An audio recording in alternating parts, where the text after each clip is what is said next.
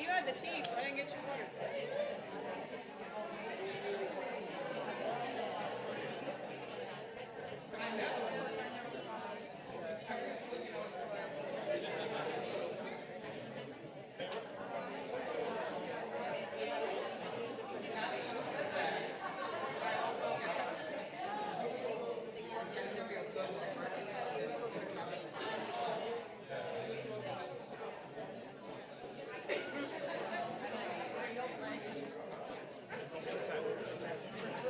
Have this thing that I want to be like Brad Pitt. Sword meetings, Brad Pitt. Always eating the same. That's every scene. I want to be that guy.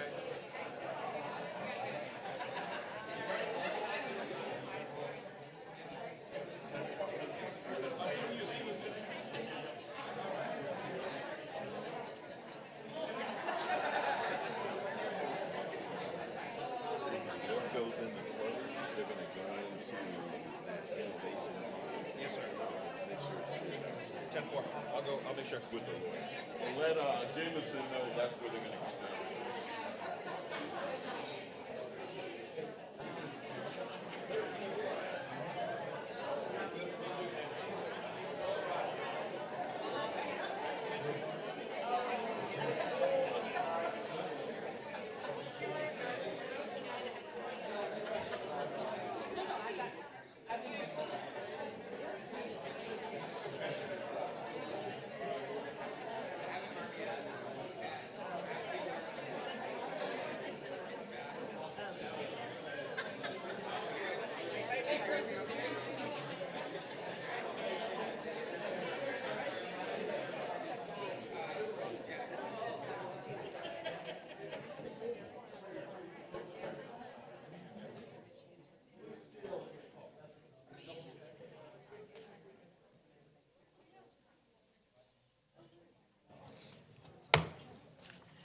This special meeting of the Judson Board of Trustees is hereby called to order at 5:03 p.m.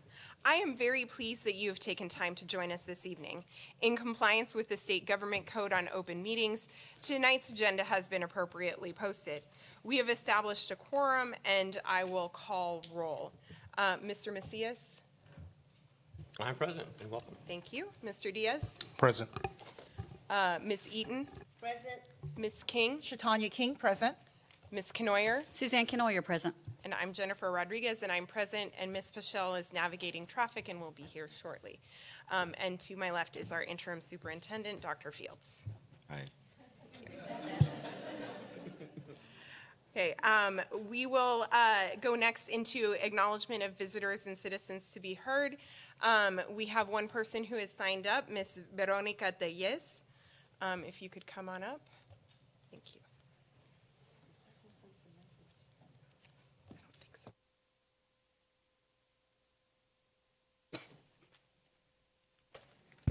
Test. It works. Good afternoon, Dr. Fields and board members. I am coming to you today because we've been watching the budget meetings. Many numbers have been put out there, and the bottom line, I am coming to you today because we have been watching the budget meetings. Many numbers have been put out there, and the bottom line is that you can't afford to pay us more than 1%. As you all know, elementary lead custodians only make a difference about 50 cents to $1 more than a new custodian coming in with no or zero experience. We asked for an increase last year, and you were not able to factor that in. But a promise was made to you. We asked for an increase last year, and you were not able to factor that in. But a promise was made to us that you would. After seeing last budget meeting, we noticed that many positions were moved up to higher pay, include more days of work, but nothing was said about the elementary lead custodians. As we were told in the past, middle schools and high schools custodians get paid more because there are more extracurricular activities. However, those campuses have more staff. Everyone essentially has the same amount of square footage to clean. Also, these campuses also are giving assistance to middle schools and high schools. So I come to you tonight to urge you that when you go back into the budget meetings, that you do look at custodians' lead elementary pay. Thank you for your time. Thank you. That was the only person who signed up to speak. So we are going to go next into closed session. The board will now adjourn into closed session pursuant to the following sections of the Texas Open Meeting Act. Pursuant to Texas Government Code Section 551.074, consider and discuss hiring superintendent and approval of the superintendent contract. Item B, pursuant to Texas Government Code Section 551.071, consultation with legal counsel regarding issues related to employment and contract of new superintendent. And item C, pursuant to Texas Government Code Section 551.074, discussing personnel, the personnel report, and updates, including new hires, resignations, and administrative appointments. Director of Finance, Converse Elementary School Principal, and Salinas Elementary School Principal. Okay, we're pulling the two school principal items. The time is now 5:07 p.m., and we will go into closed session. The board will move into closed session in another room, so you all can stay here. This is a lot of people to move, and we're just a few. So, thank you.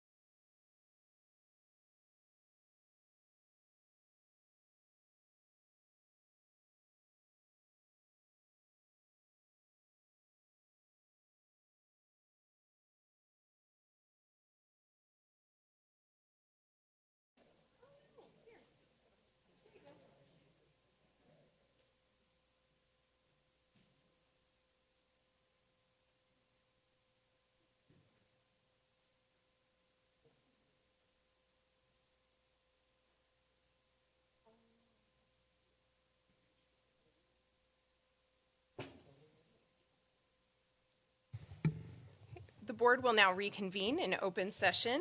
The time is 5:38. No final action, decision, or vote was taken while the board was in closed session.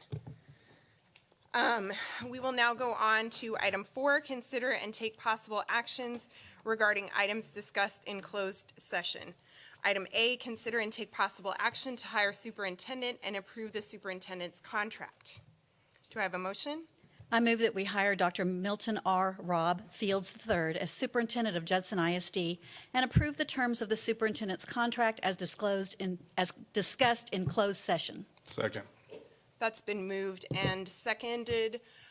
Do we have our devices to be able to do this, or do you need me? Okay, he's going to put up the voting stuff real quick.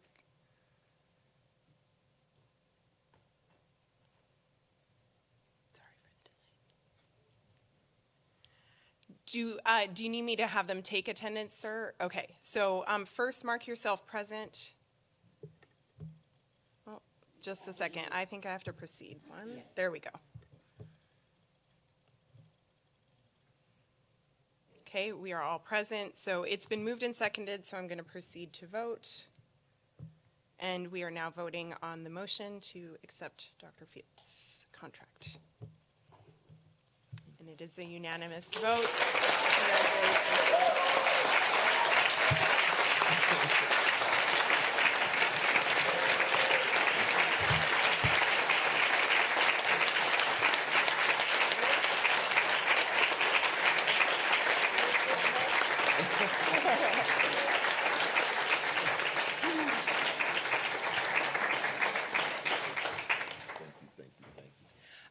Before, we will have a recess in a minute, but before we do that, we have one more item that we discussed in closed session that we still need to vote on. So item B, consider and take possible action regarding the personnel report and updates including new hires, resignations, and administrative appointments. Do I have a motion on that one? I move we approve the personnel report and updates as presented in closed session. Second. That's been moved and it was seconded. I think I heard Ms. Pichelle first. So we will proceed to vote.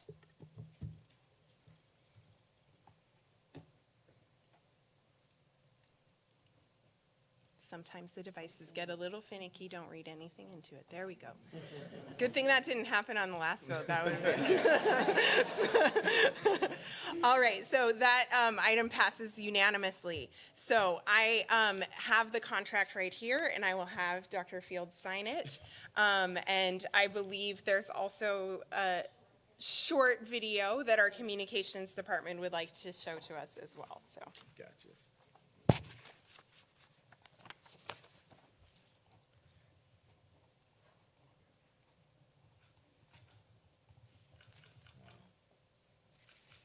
Oh, put the date. Today is May 11th. Sure.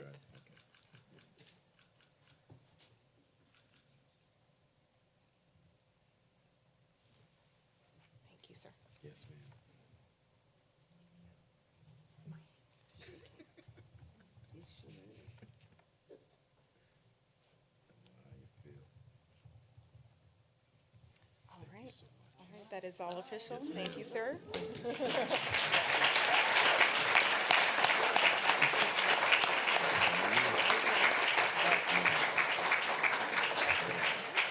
So before we recess, I think we're going to watch a short video, and if Dr. Fields would like to say a few words, we will give him that opportunity.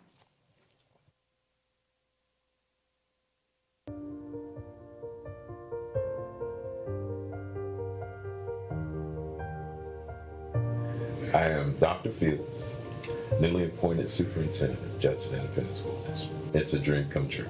It really is. It really is. Since the first time I started in public education, the goal was to get back to Judson ISD. I moved to Live Oak, and we moved not more than 7 houses away from administrative offices at 545 Chinook. And then from there, I went to Live Oak Elementary. Now it's called Ed Friends. When I went to middle school or junior high school, the only one in the district was Kirby. And if you know where Live Oak is in comparison to where Kirby is, that was a hump going back and forth down FM 78 to school and back. That happened for a year, and then they built Kitty Hawk. And after the first year at Kirby, I then transferred over to Kitty Hawk Junior High School and stayed for 8th grade and 9th grade. And graduated from Judson High School in June of '81. And by August 13th, I was in basic training. When I went into the military, it was really about, I became a medic. I go back to Wolford Home, and there I stayed. And it was so convenient being able to be back in the city that I grew up in. 20 years and 18 days. And then I retired. And really the plan was to go to law school. And then my wife came to me and said, hey, I always wanted to teach. My degree's in education. Let's go teach together. And I said, okay. And we applied over at Northside. We started teaching. I taught for the first year, immediately got into a principal certification program because I loved it. And after my 3rd year, I became the assistant principal at Stevens High School.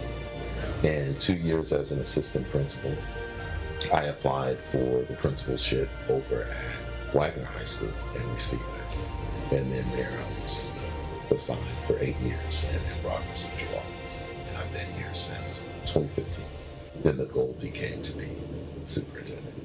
What I soon realized, though, it wasn't to be just a superintendent. I wanted to be superintendent at Judson Independent School District.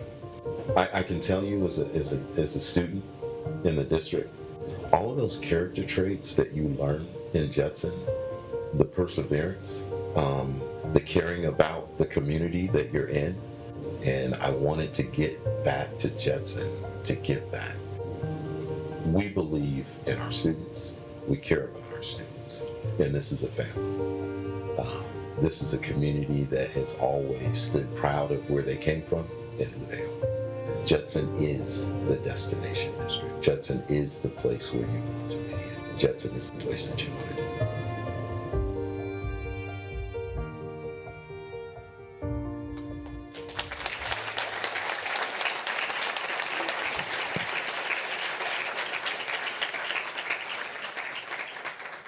That was pretty. I have nothing to say other than I will say this. That was the longest 21 days in my life. I told the board earlier that I'm extremely grateful that they have entrusted in me the ability to be the superintendent of Judson Independent School District. This truly is home for me. I am so proud to serve in that capacity. I have no doubt that we will continue to work collaboratively as a senior team, a staff, and a board to do what's best for the students at Judson. And I know that the board and the staff is focused on the academic success of every student in the district. And I would say finally, to my friends, to my church, to my family, and to my wife, love you. And thanks for the support during this time. Thank you, guys. I appreciate it.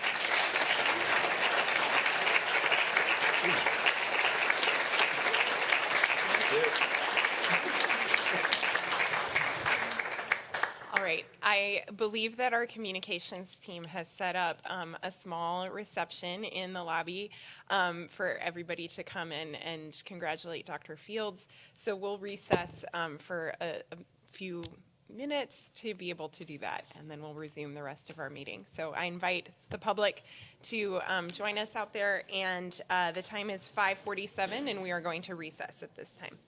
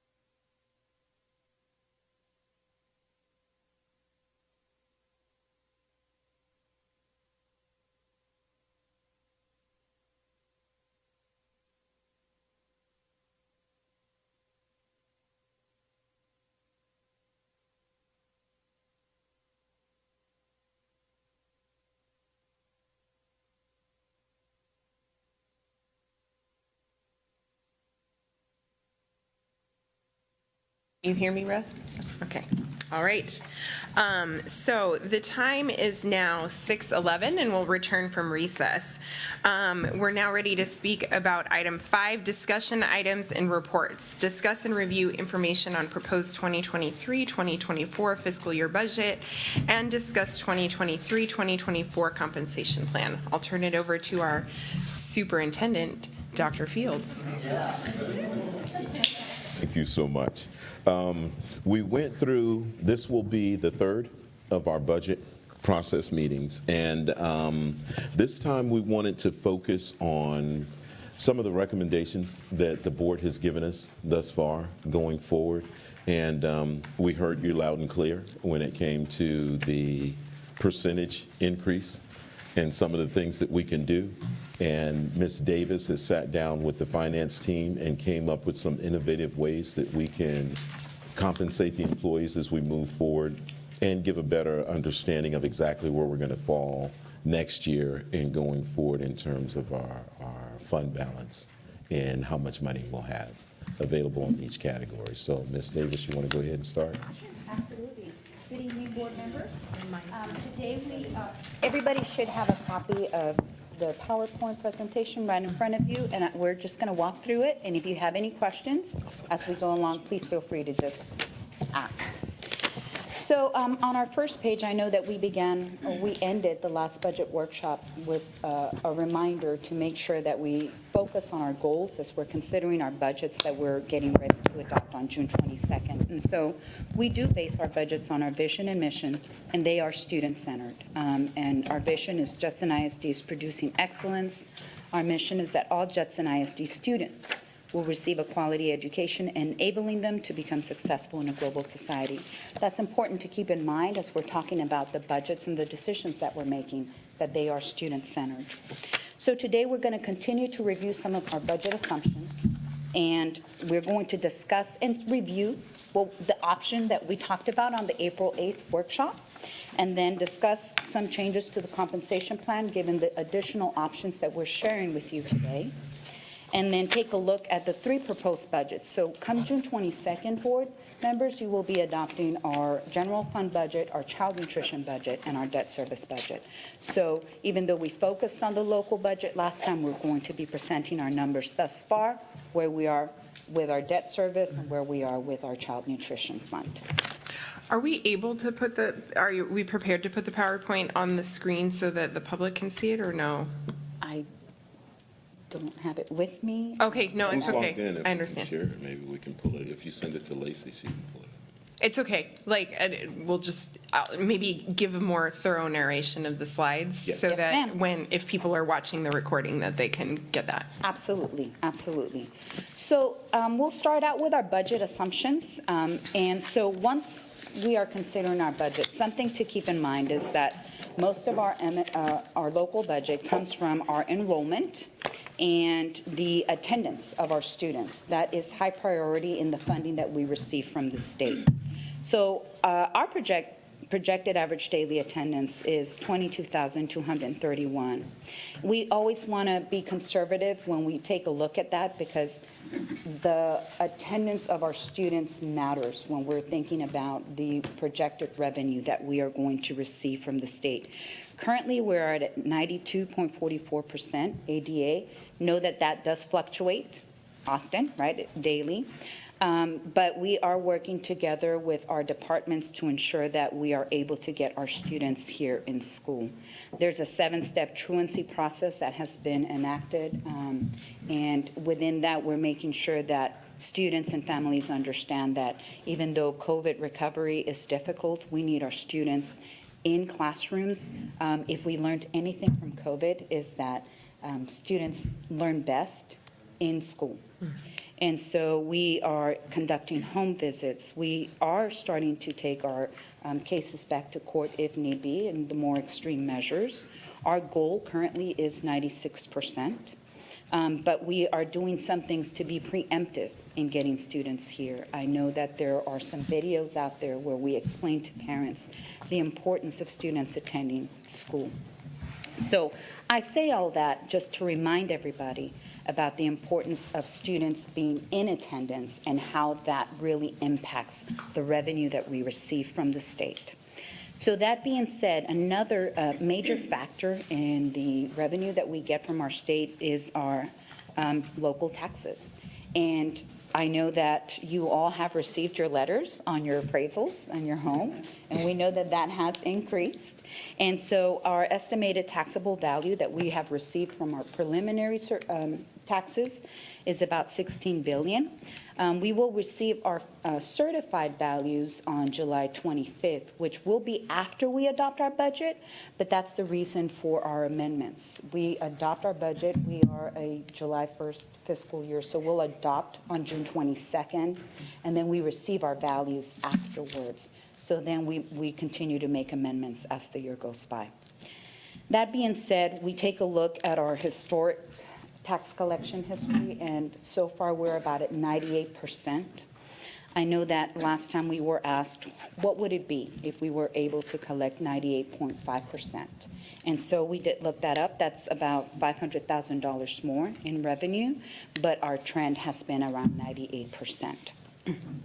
So when we talk about some of the questions that came up in April, so I'm now on the next slide, on the next page. So we were asked to consider 90, yes, sir. I'm going to go page by page. That way I don't have to save my notes and go back to what I'm asking. So Yes, sir. as we go page by page on this, the projected average daily attendance of 22,231 last year was higher, or is it, I just wanted to, I thought we were up closer to 23 or 24,000 on average.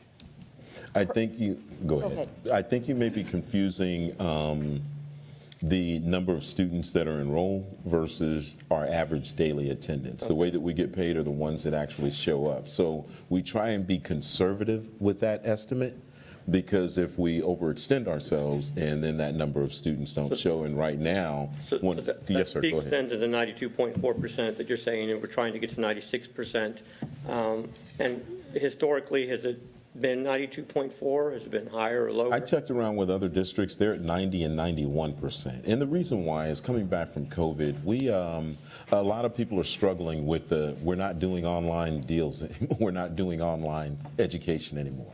And getting the students to be consistent in coming to school. Towards the end of the year, especially now, we have a lot of students that are staying home. So one of the things that the state has done is gone back to you can take the parents to court for, I believe, what do they call it again, Monica? Parent contributing to the delinquency. So we don't necessarily want to do that, but we are having conversations with our parents to let them know just how serious it is that the students come to school every day. In addition, the state has a 10% rule that every time the classes are offered, if you're not there 90% of the time, then you can't receive credit for the class unless you make up that credit. So that's what I'm in. Well, I appreciate it. That sounds really solid. So Yes, sir. I just wanted to make sure we're solid, and it sounds great. The other part of the 98%, thank you for looking at it. If it was 0.5, what that would look like. So you're telling me basically the 0.5, we're getting 500,000 or $500,000. On average, if we were to collect that, Okay. yes. So that's not a big number, just for It's the not. community. In addition, when she checked with Moak Casey and our consulting firm, we typically collect 98%. So if we went up to 98.5%, it would be not the norm of our usual collection rate. Okay. I appreciate the clarification. Thank you. Yes, sir. Thank you. Dr. Fields, Yes, ma'am. I just wanted to say that I think a lot of people get confused between attendance and enrollment. Yes, ma'am. And so you may need to, from time to time, with those that ask what the difference is and the difference in how the district gets paid. Yes, ma'am. We find that our highest attendance comes when testing comes in. And we did real well this year in terms of the number of students who showed up for testing and our attendance or truants officers getting out there and making sure that those students came in. So we felt, yes, ma'am. Yes, ma'am. And just to clarify, our enrollment this year was somewhere around 25,000, correct? And then- 25,688 is our current okay. enrollment. Of course, that does fluctuate daily as Right. well. And right now, from that enrollment, we have about 92 percent of our students that are attending. So both of those factors impact the revenue that we receive Yeah. from the state. Actual ADA impacts even more. Yeah. Okay, thank you. That number is usually confirmed in October, something around there, our average attendance enrollment and. Again, I think when we determine the number of students enrolled, that goes from the snapshot date, which is the end of October. Yeah. But the average daily attendance is just based on the number of students showing. And I guess the reason I'm asking is because obviously this is opening up another opportunity for us to capture why we're, 2,000 or 3,000 students that we're not bringing in, or they enroll somewhere else, or, again, I don't know. So if they enroll at another district in the county, are we notified procedurally? Definitely, but we usually track the students' attendance. If they're gone for a long period of time, we do follow-ups, they do home visits. If the students are out for more than 10 days in a row, they'll actually go to their home and knock on the door. And it's not that the students are unenrolling and going somewhere else, they're just not coming to school. And that's not a trend that's just in Judson ISD, Sure. that's one across really the state. And as I said, when I spoke with some of the other districts, they said, what's your average daily attendance? And I told them 92, and they said, well, ours is down to 90. Ours is at 91. So I think everyone's struggling in that capacity. Thank you. Yes, sir.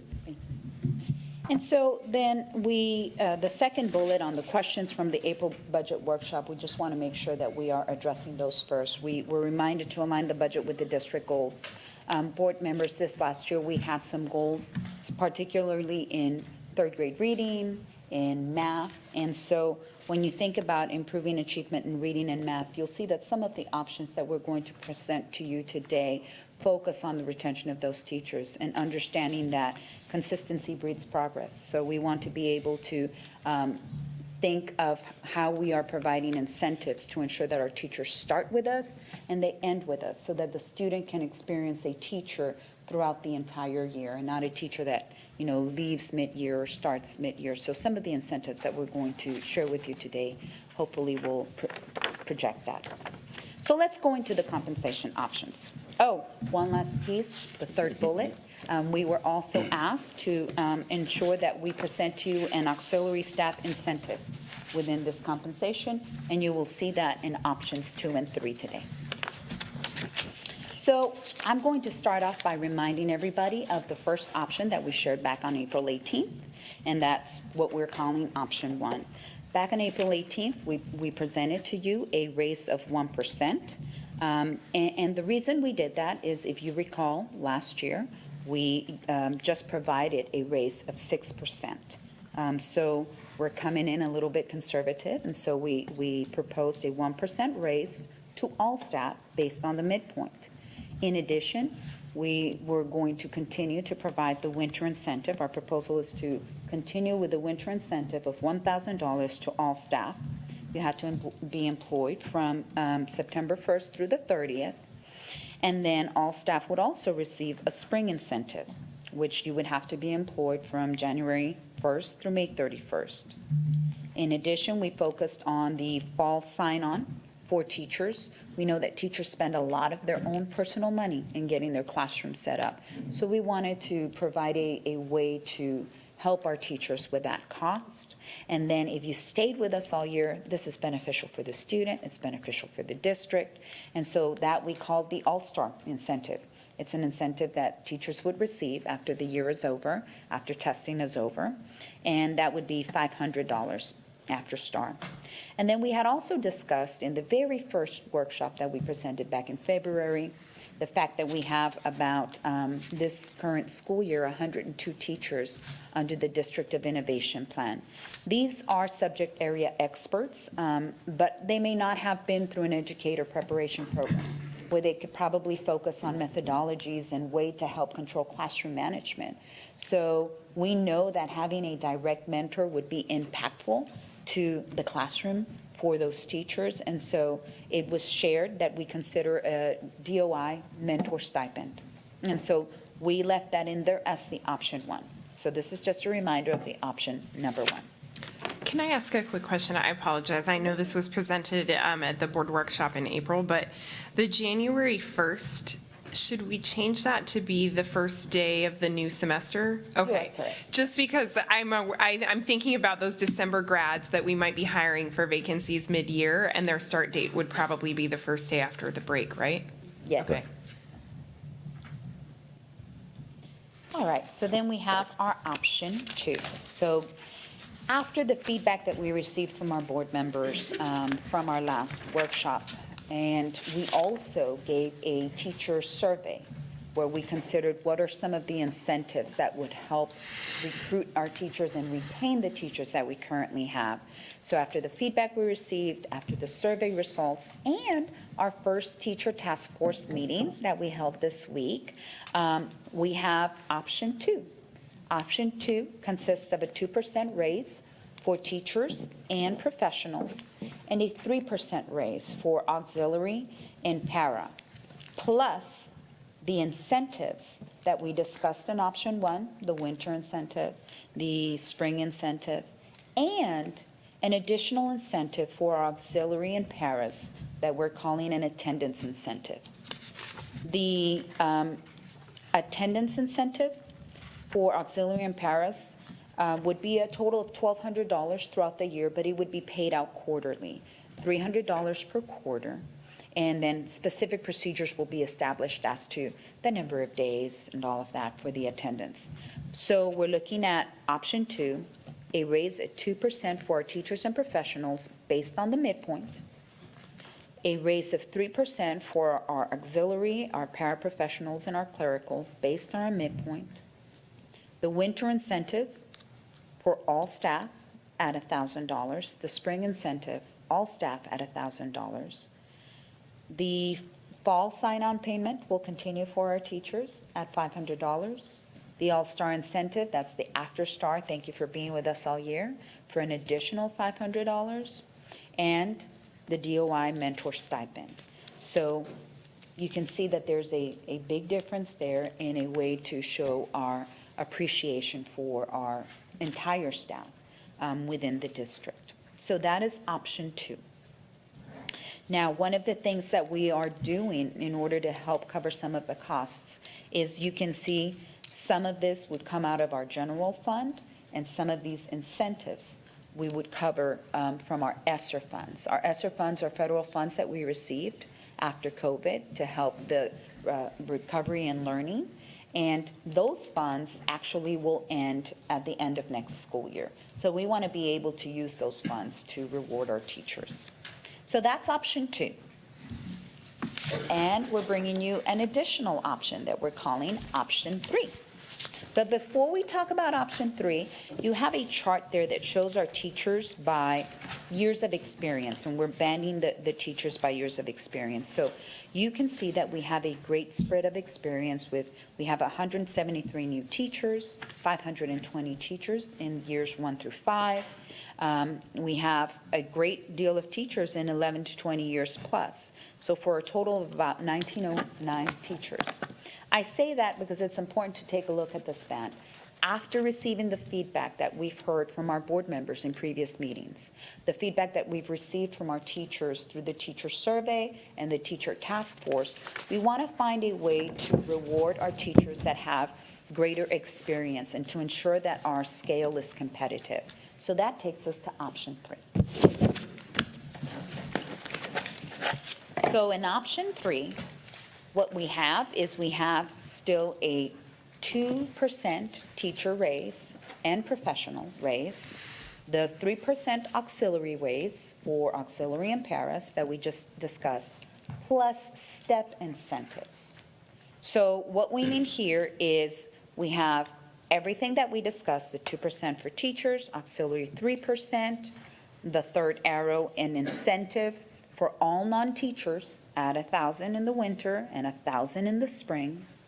Then the auxiliary and attendance incentive would still be included for our paraprofessionals. And then our teacher-only incentive, our sign-on and all-star at the end of the year, the DOI But the teacher step incentive would be a little bit different. So for teachers, instead of just getting a flat 1,000 in the winter and a flat 1,000 in the spring, we would offer a step incentive. If you look at the right-hand side, it would be based on years of experience. So a teacher that falls in the 0 to 5 year range would receive $1,000 in the winter and $1,000 in the spring. A teacher in the 6 to 10 years range of experience would receive $1,500 in the winter and $1,500 in the spring. A teacher in the range of 6 to 10 would receive $1,500, 11 to 20 would receive $2,000 in the winter and in the spring. And then 21 years plus, that teacher would receive $2,500 in the winter and in the spring. Now, I want to clarify that you have to be working in the capacity of a teacher. We know some people have teacher certifications, but they're choosing not to work in that capacity. So this would be for those working in the capacity of a teacher. So again, we've heard the feedback. We understand that when a percent raise is implemented on a teacher pay scale, usually teachers at the higher end of the pay scale with greater experience don't receive that percentage raise, right? So teachers usually past the midpoint, don't receive the full 2% raise or the full 3% raise or whatever raise that could be. So by implementing these step incentives, we're able to reward our teachers with greater years of experience. By implementing the attendance incentive for our auxiliary and our para, we're able to reward, and that incentive for auxiliary and para is paid quarterly. So you would have access to money more often than not. Yes, ma'am. I have a question about the step increases. Would that, because I see you have some money coming out that's There you go. Thank you. Yes, ma'am. The winter part is coming out of the ESSER funds, Yes, ma'am. and then the spring part, general fund? General fund. So would the step increases, where would that come from? The ESSER funds or general fund? In the winter, they would come from the ESSER, all steps that you see. Oh, all of these? All of the steps. From And 0 then- to 21 plus? Yes. Okay. And then in the spring, all of these steps, 0 all the way through 21 plus, would come from the general General fund. fund. And we're doing this as a way to minimize the cost impact on our local fund. Right. And to be able to use the ESSER that's going away soon. Yes. Thank you, ma'am. You're welcome. Okay, so then, if we flip the page, we have an additional compensation benefit that we'd like the board to consider. Currently, our district pays $355 towards our health insurance. So what we are proposing to our board is that we increase that contribution by an additional $45 a month, so that the district is contributing a total of $400 a month. That would put us up there with other districts, one of the top 3 districts in those contributions for our employees. We currently have about, Yeah, I can go through that a little bit more. We, again, checked around with all the other districts. Northside does a percentage where they pay 30% of whatever an employee pays in terms of their benefits for the month. And then there were Northeast, and I can't believe the other one, the other district, Northeast and another district that were paying like 400, and one was paying 480, and another was paying 420, and then we would come in at 400. And that would be comparable to either 2 other districts in the local area, everyone else paying less into it. But the key to this is when we talk to our benefits Lisa Roberts. analyst, Ms. Roberts, for the district, she stated that with our medical insurance, the company that we were going with, that we could actually buy into an area that opened 9 to 9 every day. And with that amount of money for pay-in, anyone who was participating in this insurance could go without having to pay a copay from 9 a.m. to 9 p.m. Sunday through Sunday. So it would almost be like you'd have a general provider That's not for emergency procedures, like if you break a leg or need surgery, but if you needed to go in, you wouldn't have to pay the copay. And that would be for employee or families who participated in that program. And that would be by taking them all up to the 400, we'd meet that criteria. So we thought that was a great option as well. It's called Next Level, and there are currently 7 locations across the San Antonio area. That being said, Humana is no longer going to be participating in insurance. So we currently have an RFP out so that we can find some additional insurance providers. So that is an addition to the compensation benefits that we are proposing today. And that would be a cost impact to our local budget of an additional $1.2 million for the staff that's currently participating. We have about a 65% participation on that. Okay. So you have a table showing you the total cost of incentives and funding sources. Option 2, and just again, I'm going to constantly remind us of what those option 2 are. Option 2 is a 2% for teacher and professional, 3% for auxiliary, the stipends of spring, the stipends in winter, and the stipend for our auxiliary and para based on attendance. Up to $1,200 a year can be earned on that.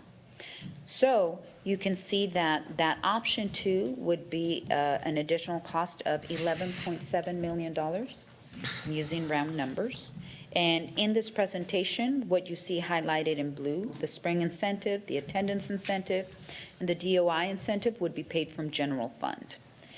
Child nutrition personnel would be paid out of the child nutrition fund, and that would, of course, minimize our impact on our M&O. And then we have our ESSER funds that we are using, and those are in white, and that is because we will be running out of ESSER, or we can only use ESSER through the end of next school year. We actually may run out of ESSER prior to that. We're utilizing it on the incentives. I think it's important to note that with the ESSER funds, ESSER 2 needs to be paid by the end of September this year, ESSER 3 needing to be paid out by the end of September next year. All those funds that aren't paid out need to be returned to the state. So the reason why we're going into the general fund on the second half, Ms. Eaton, is because we want to make sure that we exhaust all those ESSER funds on the first half. And then if we need more money to compensate, we'll take that out of the general fund as we move through it. So, excellent question. And then option 3, again, 2% raise for professionals and teachers, 3% for auxiliary, the attendance incentive, the STEP incentives for our teachers based on years of experience. That would cost $14 million. And some of it would be paid out of our ESSER funds in order to exhaust those first, and some would be paid out of the general fund. So if you flip the page, I'd like to walk us through some scenarios. So what that would look like, basically tell a story. If the board were to select option 1, which is the 1% raise for teachers, you would take a first-year teacher, and so I'm looking at the left-hand side, a first-year teacher who's currently earning $57,362. With a 1% raise on the midpoint, that would be $645. With a new base salary of first year at $58,007. But then you add on the teacher sign-on bonus of $500, the ESSER winter incentive of $1,000, the STAR teacher incentive of $500, the spring incentive of $1,000. So possibly, with a 1% raise, a possible first-year teacher could be $61,007. That's what they could earn. That would be if you consider all of that's 6.35%, an increase when you look at the percent pay and incentives. If you look at If we could just, Yes. I'm sorry. Yeah, no problem. Okay, gotcha. We also included a teacher salary comparison sheet that we passed out earlier, because one of the things we heard was when we do the incentives, it doesn't count towards TRS. There's truth to that. It counts towards your salary, not the incentives that you receive for the year. But we are in a position now, along with all the other districts in the state of Texas, where we've received a group of money that people have been using for the last 2 years and that we'll use for this next year that we can use to compensate employees. And we want to take advantage of that. But if we were to put that into a raise across the board, then what that means is that's a recurring cost going forward. Here's an opportunity to provide those funds to our employees without having to repeat that in perpetuity going forward. If you were to look, and then I was hearing that we needed to be competitive with our local districts. So if you would see the list here, we asked our Human Resources Department to pull this, and not including the incentives that we have been giving out, because everyone knows that we've been giving out the $1,000 around winter for the last 3 or 4 years. And Judson is at $57,362. Now, Northside actually pays $57,590, and San Antonio ISD $57,500 now, but everyone else falls underneath that. If you were to add that $1,000 incentive to it, then you can see that we're the highest paying district in the local area. And these are through TASB and off their internet sites. So this is what they're paying. And now, if you were to add some of the other incentives as she gets ready to go through, because I know that she's going to talk about what the increases would be in the 10-year range or the 20-year range, because that's where, if you noticed, our teachers are. We retain a lot of teachers in Judson ISD. The bulk of our teachers are in that, I believe, 11 or 10 to 15 or 20-year area.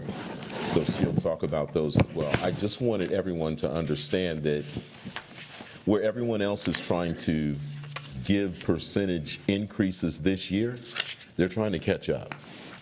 We're not trying to catch up. They're trying to catch up with us. We did that last year. We gave the 6% last year. So we don't necessarily have to get out there again at 6%. If we do, we'll be considerably ahead of every other district in the area. But at a very significant financial cost that we probably could not bear. There you go. Yes, ma'am. In addition That to, would, I'm sorry. I'm sorry. Go ahead. That wouldn't be sustainable, though. Right. I wouldn't recommend it in no, ma'am, because the legislative session's not even over yet. We still have to get through the end of June, and they may come back and say, hey, we want you to make sure that every teacher, librarian, and Teacher, librarian, classroom nurse. right, receives a 3% increase. Well, now we have to come back and do that as well. So we have to leave ourselves, and then that's going to have to come out of the fund, the general fund. So. And if they do that, because this is where I always get messed up when we're trying to take care of this with the instructions that come out of Austin, is if they do that, are they going to give us more money? I can tell you if You're smiling. if past experience is any indication, no, ma'am, they're not. They're just going to make a mandate of what we need to do, and then we're supposed to make that happen. There's usually unfunded mandates that come out of every legislative session. Favorite term. Unfunded. Unfunded mandates. Yes, ma'am. Yes, ma'am. And so there are currently some bills out there that are being discussed that would ask districts to apply a certain percent raise, a certain amount of money. That being said, we're discussing our compensation today, and we would like to actually bring the compensation plan to you on the May 18th meeting next week. So whatever it is that you choose to adopt, and whatever the legislation comes back, we would have to do on top of what is decided next week. So I'll take us back to option one. One more thing, I Yes. apologize. On Monday, I asked all of senior staff to go to the Bexar County Education Coalition, where the superintendents show up and listen to state representatives, and the raise your hand. And Mo Casey was there as well. And they actually went through all of the potential bills that could go through. And they made the caveat that, hey, a bunch of them could wind up on the chopping room floor. Some of them may not go through. They spoke to vouchers and some of the other things. But a lot of them require us to pay for their implementation. So we have to leave ourselves available to be able to do that going forward. Well, Ms. Davis, I'll stop you for a moment. I have a few questions I wanted to just kind of clarify as well, and just get your input, Dr. Fields, as well. In terms of the options, I'm gravitating to 3, but with a little more, obviously, but we need to discuss that. And so the first question, let's get back to the benefits aspect of it. You said 65% of our personnel are utilizing benefits. So 35% of our personnel won't really realize anything to this increase. That's always been a challenge for equity. I mean, if we want to spend the money.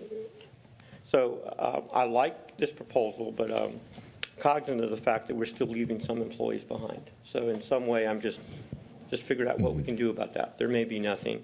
The thought that ran through my mind is, if we're adding $45 a month, can we just pay employees that are not on insurance $45 a month? I don't think we can, but I'm just. I would tell you one of the rationales that we use for making that proposal was because everyone's not taking advantage. And I mean, I'm a prime example. I was in the military 20 years. I used TRICARE, and I don't even want to speak to what my I mean, it was worth being in the military for 20 years just for the medical insurance. Of course. And I'm not going to take advantage of what the district's providing because of what I received through the military. But I can tell you this. I think that based on this proposal, we're going to see some people probably try and come back to our insurance. But if you're a married spouse, people typically go home and say, okay, who has the best insurance? And who should we go with? And oftentimes we don't win out because of the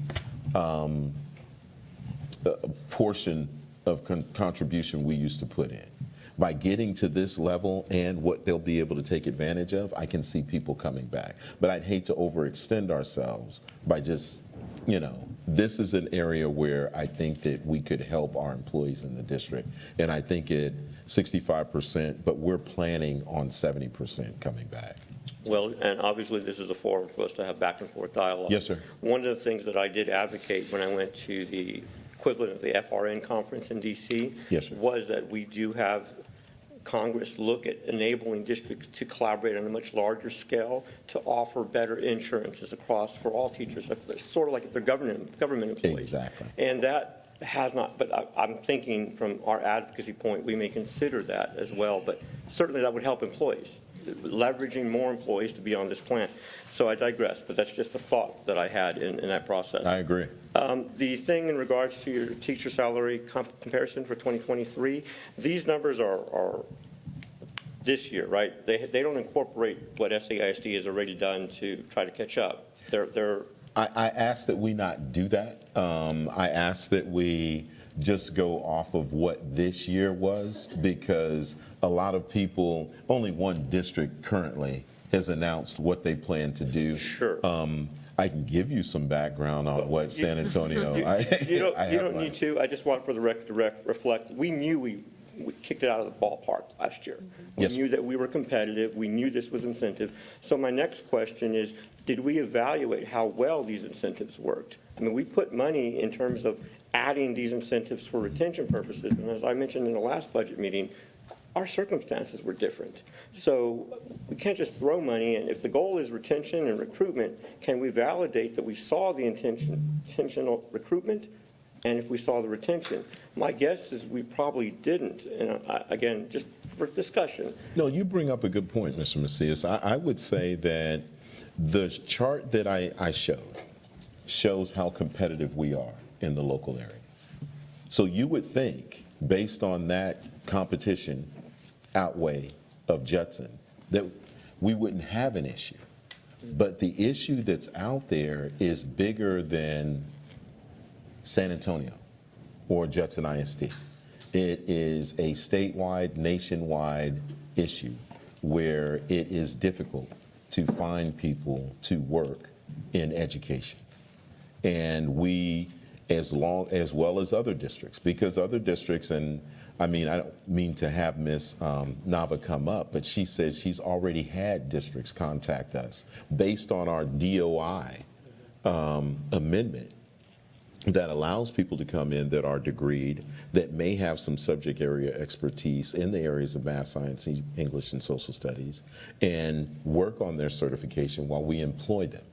And of the 102, and I know we've talked about this before, we spoke with the principals, and over 90 of those 102, the principals immediately said, I need them to come back. And I would argue that the ones that they said that, you know, we can move on, had less to do with their knowledge and more to do with just their inability to bridge the gap with what it takes to manage a classroom in an academic environment. Because that's something that you usually learn in a certification program, but it doesn't just come to you. So that's why we're recommending the DOI one-to-one mentorship of all those teachers. Which, the point I was trying to get to is, we allocate funding strategically. We ensure that we are putting it where the need is the greatest. And so the question to always ask yourself, and we should always ask every budget season, do we put more money in entry level to make sure we're competitive for recruitment purposes, or do we put more money into the experienced teachers to retain them? And so that's sort of what I want to know, if we're thinking through that, because we may have to make a decision one or the other. I would say definitely, because we're retaining more teachers than most districts. Most of our teachers have a host of experience. But again, I'd like to defer back to your original question. This isn't about money. It's about availability. And we can make ourselves more competitive by saying, hey, there's a lack of resources. We can attract more if we pay more. But it's really about the limited number of professionals out there that we can go Just at. made my next suggestion. Yes, sir. We should probably focus more on adding more to experienced teachers than recruiting, because right now we can't find the resources anyhow. Not to say we still make it decent and fair, but do we need to have that be the number one salary for recruitment if we can't even find the professionals right now based on the market? I would agree. Let's work on retaining. So the idea would be put more of the money with experience. And that's what our ESSER step incentive is doing. So by adding that step incentive, it's rewarding our teachers with greater years of experience. And that's the option that is presented in option 3. Well, and in option 3, if we have a teacher sign-in bonus, we could probably use that and add it to 2 or 3 year teachers. No sign-in bonus for first year. I'm just talking about, we can look at this menu of what you're planning as incentive and say, let's apply this money towards experience. If we're going to gamble and say, this is what we need. And mind you, we need to have conversation about this. This is just my thought.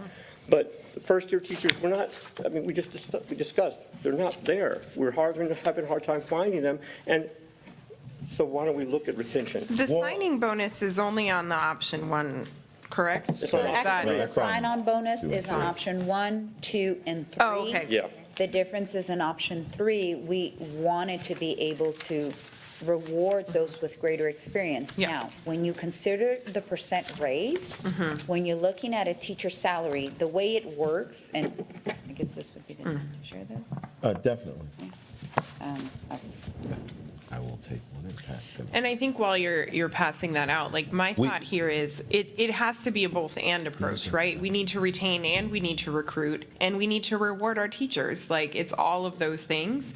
And I think we're achieving those goals, but we can't say like, oh, if we didn't retain as many teachers as we wanted to last year, then we can't give a raise because that didn't work. Because those things are not, like, they're not mutually, you can't separate those things out, right? Like, all of those things work together for all of those things. So, like, I agree with you, Mr. Macias, that we should do, like, program evaluation and, like, evaluate, like, if our things are working.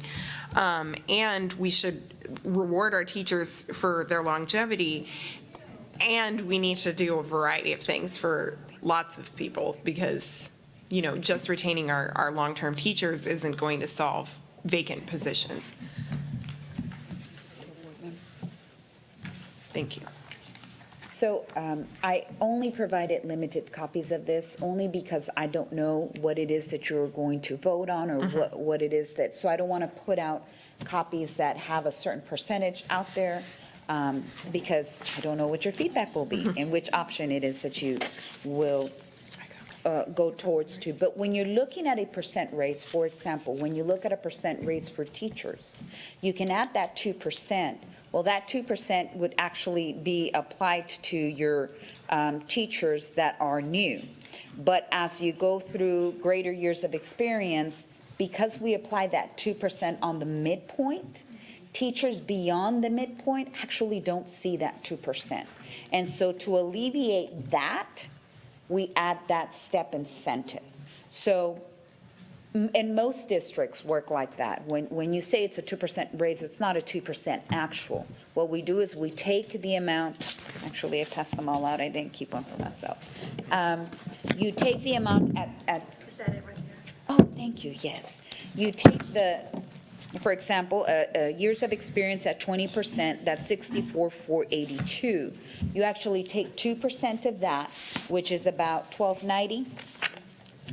And so if you take 2% of that, if we were given 2% raise, then you take 1,290, and then you add that to the entire scale.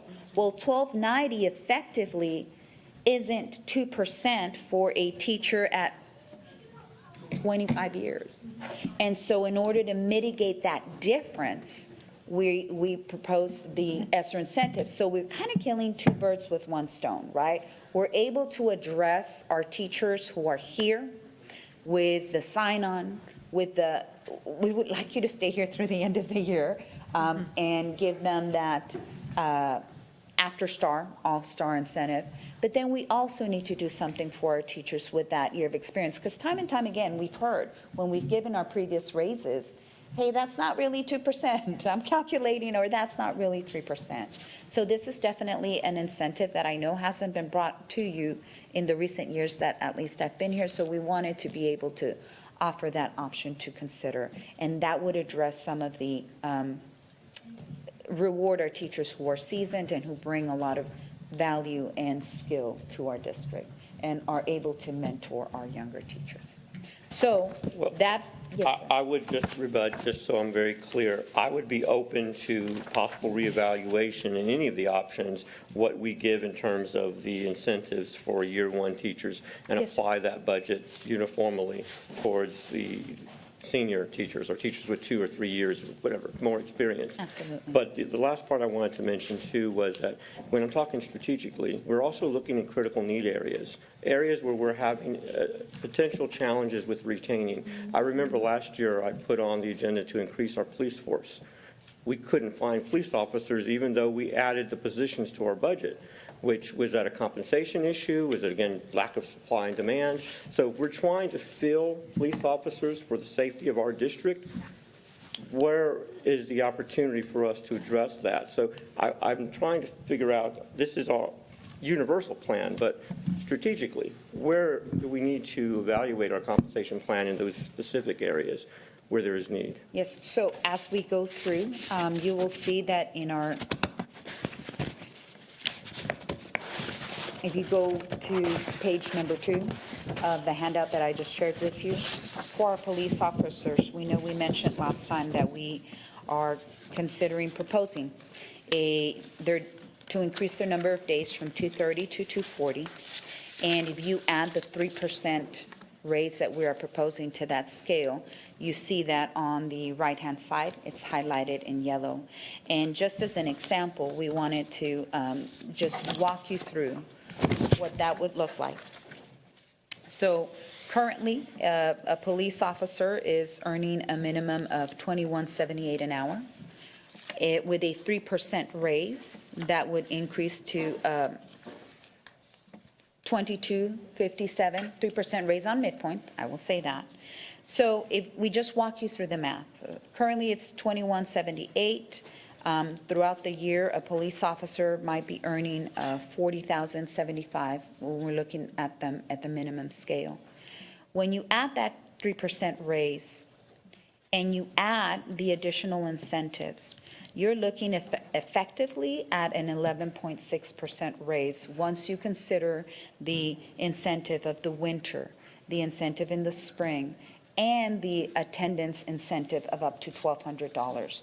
So you're looking at a difference going from $40,075 currently to a difference of $44,728, and that is an 11.6. And I just wanted to walk you through that story of what impact we have on auxiliary when we consider a 3% raise plus all of the incentives. In addition, we went from 230 days to 240 days because of the feedback that we received on our last workshop. And those increased. The last part of that analysis would be, is that competitive? Do we look at area districts to see what they're paying their police officers to determine if this initiative is meeting that area where it's competitive? And then I think we've completed the assessment at that point. We're solid with the number. Let me just say, I put that out as well just to give you a sense of what I would like you to tell me are our critical need areas.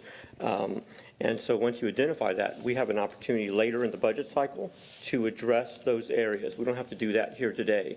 I know the goal is to come out with sort of a percentage increase for compensation, but that's important as we go forward in trying to identify those things. So I'll yield in those questions, but just wanted to put that remark out there. Yes, sir. So we're going to continue our story with our option one.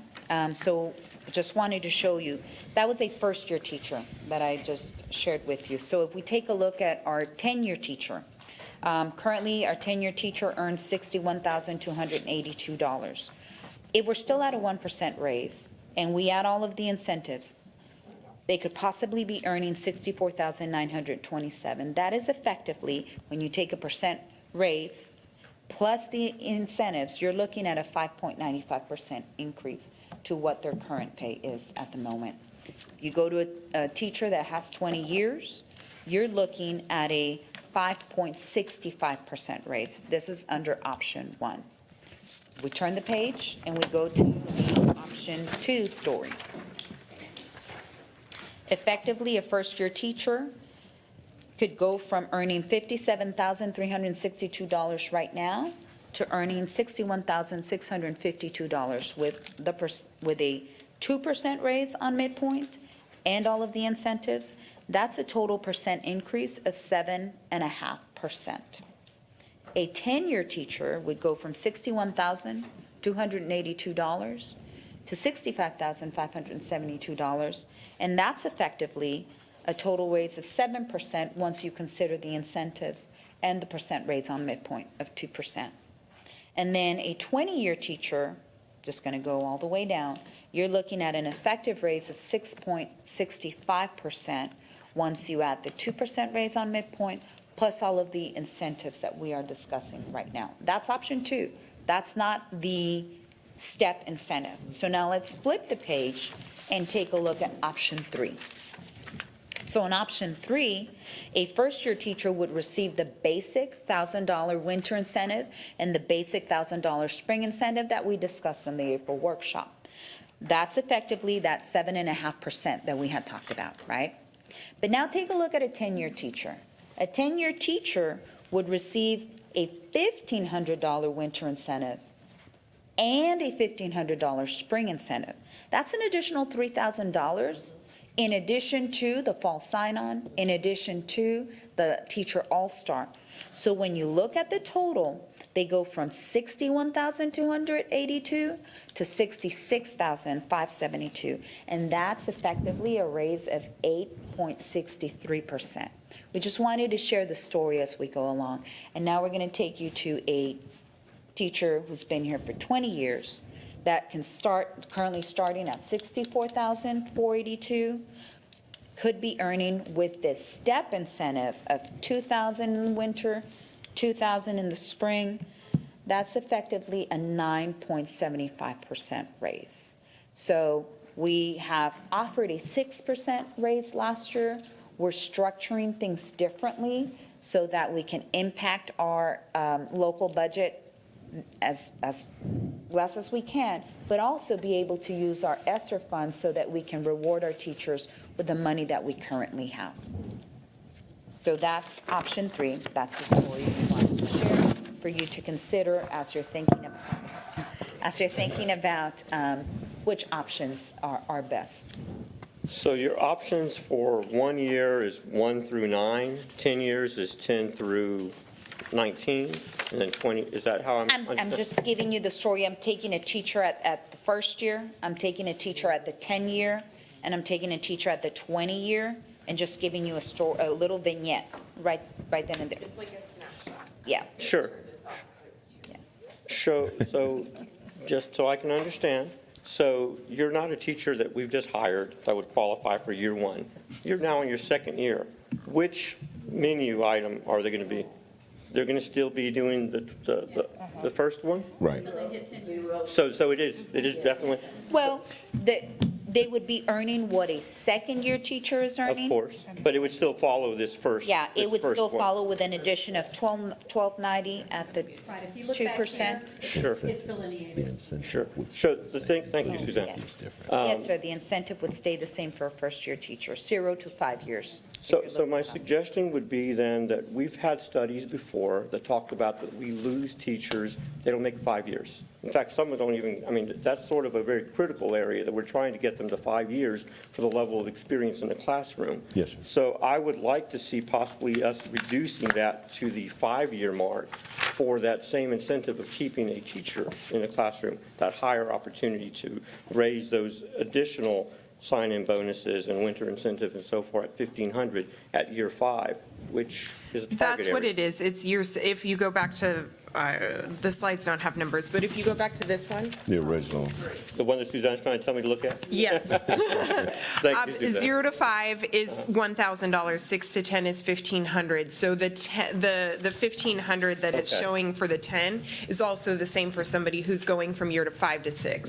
This definitely clarifies it Okay. then. I would also say this too, though, Mr. Macias. Yes, sir.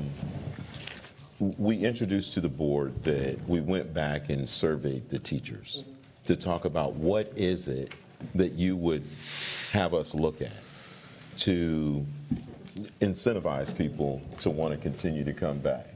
And we even had our first teacher task Teacher force task meeting. Money I mean, we can continue to do it, but I'm telling you, quality of life issues, ability to spend time with families, social and emotional support, those are starting to outweigh. They even went so far as to say, we just want to be appreciated in the first meeting that we had. If you wanted to speak to that a little bit, Nicole. Yes. Yes, we did have our first teacher task force meeting. It was a great success. We had a lot of participation. We selected the 20 teachers, and we spoke specifically on things that rose up to the top of the survey. And so recognition was one of those things. And so we did speak about what does that look like? So the suggestions are, we want more recognition, we want structured recognition, we want to see different things. And so we asked those teachers, well, what would that look like to have more recognition? And many simple things that I think that we can definitely capitalize on. And then that next piece that we talked about were incentives, just because we knew we were going into the budget meeting, with the caveat that we probably would not be able to say yes to everything. But we wanted to prioritize some of those items that we could possibly consider for this meeting, and then to seriously look at as we are going into the following years. And so the question that was posed that we asked for open-ended responses was, besides monetary compensation, what is it that would help be an item or an action item that would retain teachers in Judson? We brought up incentives and stipends, even though it is monetary, because it was just something that kept on coming up. And so our teachers did feel like an incentive, like the step incentive that we're proposing, was something to consider. They had some stricter rules to it, but I think that this is a good compromise to what they were asking for to reward loyalty, longevity, and years of experience. In that survey, when we did ask a specific question on monetary compensation, it was a 6 to 10 and 11 to 15 that ranked highest, that they were unsatisfied with their compensation. So I think that this incentive addresses that fact that we saw from that survey. So a lot of other things that we can think about moving forward. I think that this is a really good step, the step incentive for us to compromise what they said it could look like and the need that they expressed from that survey. The other thing that came out, and when we say teacher sign-on incentive, I think maybe the labeling of that may not be clear, but the feedback we received was that going into a teaching year, there's a personal cost that goes into setting up your classroom, getting your stuff together, and the teachers are always required to go into their own accounts. And then the best that they can get in compensating themselves is to claim it on their taxes. And this allows us to provide that fund for them up front so they don't find themselves coming out of their personal budget so much. And to we just pay get that on prepared for it. And the that would be the August- $500. Yes, ma'am, we would pay On the that. August paycheck? Yes, ma'am. Okay. And Dr. Fields, you Yes. would continue to do some of those other things that you were talking about, Dr. Taganod, like Teacher of the Month. Correct. Yes. Correct. They would, I That don't was want so to awesome. minimize what they said, but some of the things that they said was just, stopping me in the hallway. If you make eye contact with me, just say something. I mean, it's really not about, I know that sounds simplistic, and I'm not trying to send the message to the community that if we just start talking to everybody, they're going to be happy. I get, that's not the message I'm trying to send, but what I am trying to say, what I am trying to say is that customer service and dealing with people is a low-hanging fruit area that we can make some gains in our district. And we're going to start working on that in professional development throughout the summer, and we will be ready when people start coming back in the fall. Well, I can tell you, I applaud the effort to do the task force. It's something I've been wanting for some time now, from last year even. But we've started it. It's going forward. I was curious if we'd have information to use during this budget cycle because we started that so late. But it sounds like there's some feedback that you're getting now that's applicable, which is really good. One of the things that I've talked about is that certainly we can't continue to pay higher salaries. At some point, we just don't have the resources to do that. We need to rely on quality of life issues to help. And one area that I'd be happy to talk about when we get more information is giving teachers longer planning times. Correct. And so extending it to where we pay for that extra stuff. But these are things that I'm not an expert in the classroom. I've never been a teacher. You guys have to find out what those things are. Mr. Macias, that was one of the top 5. Bring it They in. want their time guarded. Whatever it costs. I mean, it's that type of thing. We want to make sure that there's a better life balance here. Yes. Thank you. Yes, sir. Thank you. Okay, so. Yes, ma'am. Yes, ma'am. So here's my concern. We have a huge budget surplus. We have a huge, Fund balance. yeah. And I want that money to go to teachers. But my concern is, okay, I'm getting 9% more this year. The ESSER money runs out. We've dug into that fund balance. What happens the next year? It's effectively a pay cut for our people if we can't continue this. So this is always my concern. And how do we communicate, this to our employees? How do we look at what can we do in terms of raises to help offset the lack of ESSER funds, the lack of that kind of thing? So that's always in the back of my mind as we move forward. It's not that I don't want teachers and any staff, all our staff. They work so hard. They deserve as much as we can give them. But it has to be sustainable. And so that's, I want to lay out on the table. I appreciate you bringing that up. I would take us back to that sheet of paper that I provided, because in doing what we're doing, we have funds available now that we can reward our employees with. If we're competitive, I've shown you a list where we stack. If you add in the incentives, it's not even close. And I challenge anybody to go online and pull because this is where we got it, TASB and online. This isn't something that we just fabricated. So we're competitive, even if we didn't have the incentives. But if we have the funds available now, I say let's do the best that we can at getting that to our employees. And we are going up. We went up 6% last year. We're recommending a 2% for teachers this year and a 3% for auxiliary. That's a healthy increase over the course of 2 years. That's a competitive increase. And even though other districts may say that we're giving a 3 to 9% increase, 3% they did 1%. Yeah. And I would challenge the 9% is at the over 20-year level. Oh, wow. And there are not a lot of people who fall within that 9% range. But there's a lot more that fall within the 3% range. So what I think what we need to be very careful about doing is not talking about this is a 9% raise. Correct. This is a 2% raise. Correct. With And incentives. incentives, because we have the money now and we want to give it Yes, to you ma'am. now. Yes, ma'am. But I am always in the back of my mind thinking about inflation. Understood. Everything costs our people more now. Yes, ma'am. And so I want us to be on the edge of doing as much as possible without setting ourselves up for a kick in the pants next I year. understand. So, yes, ma'am. Thank you. Well, Dr. Fields, Ms. Davis, if we do our job with the task force and we implement these innovative practices, I think we'll have a happier workforce, and we're doing our best. Yes, sir.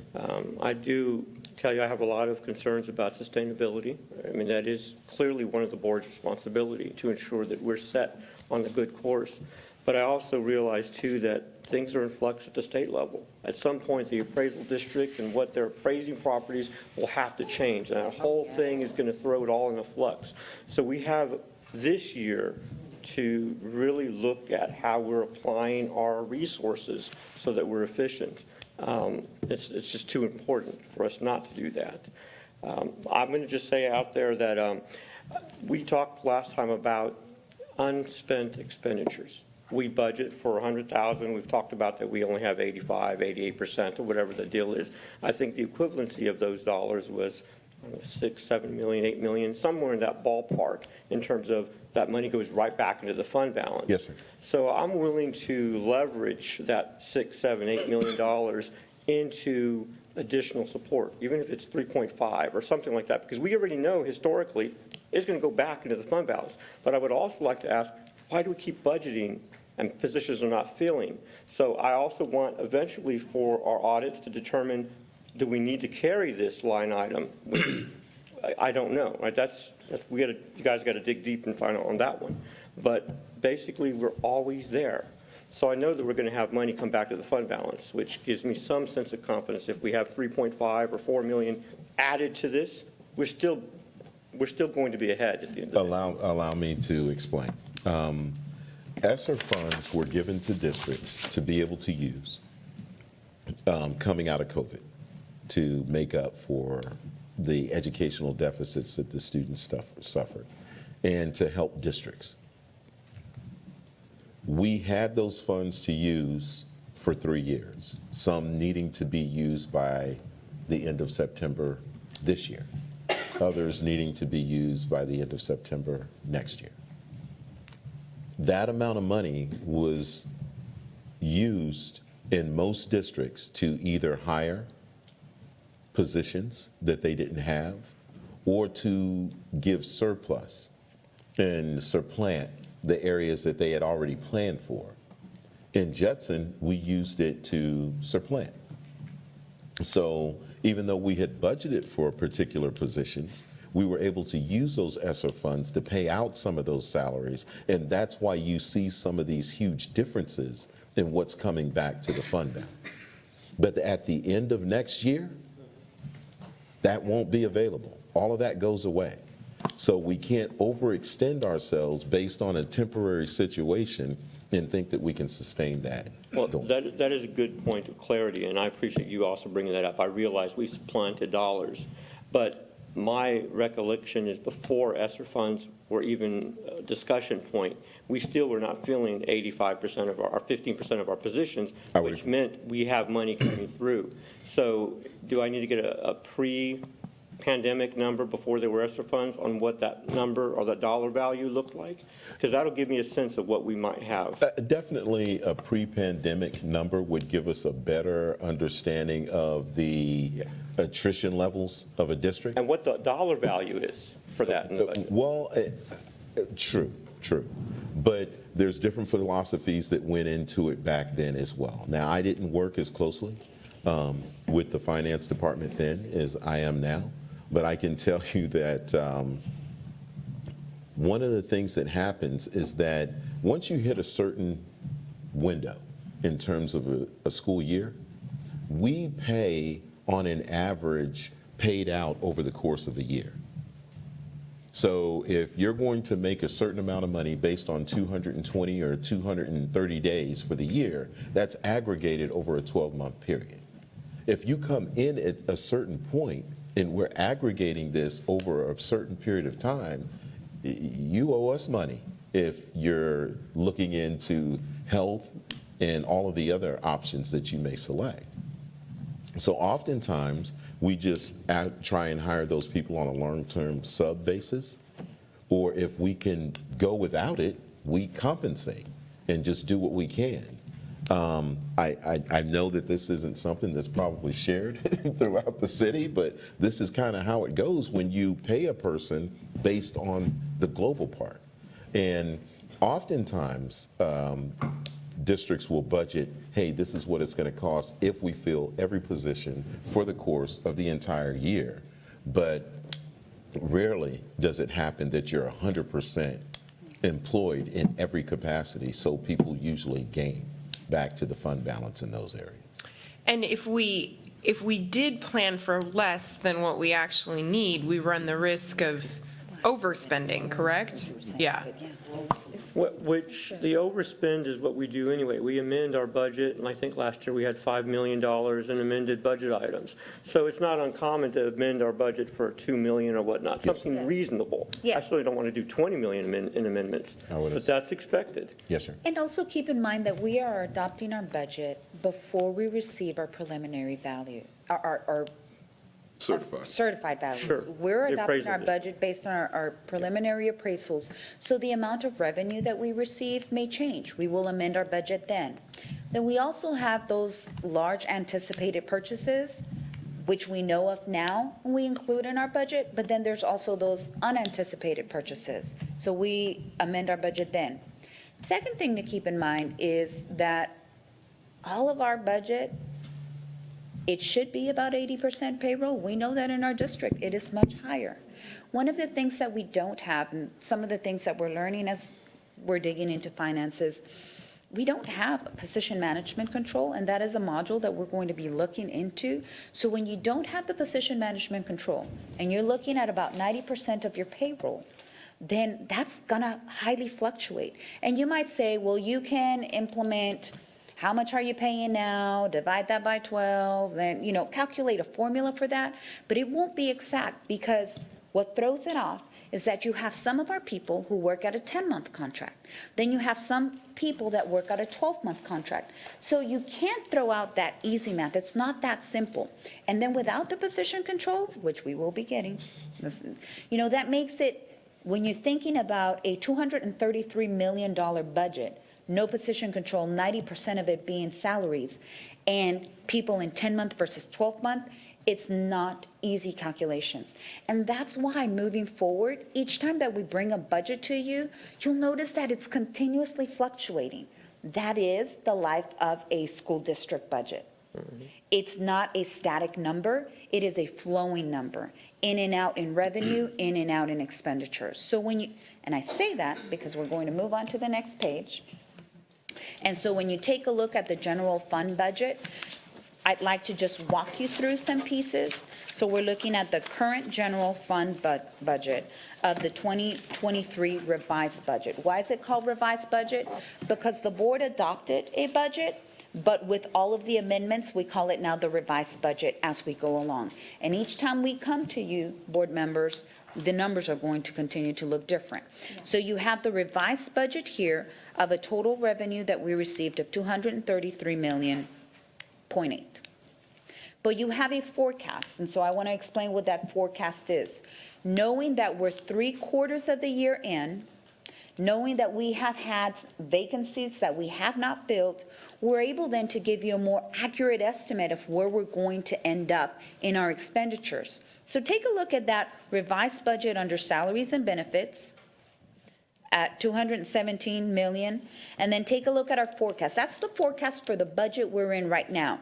Now that we know that we've gone 3/4 of the year without filling these vacancies, now that we know we're not actually going to implement that money, now that we're also considering next year putting back some of those vacancies that we've supplanted, we're looking at a more accurate number of about salaries and benefits of 200 million. That being said, you take a look at the total revenue down at the bottom for our forecasted budget versus our total expenditures.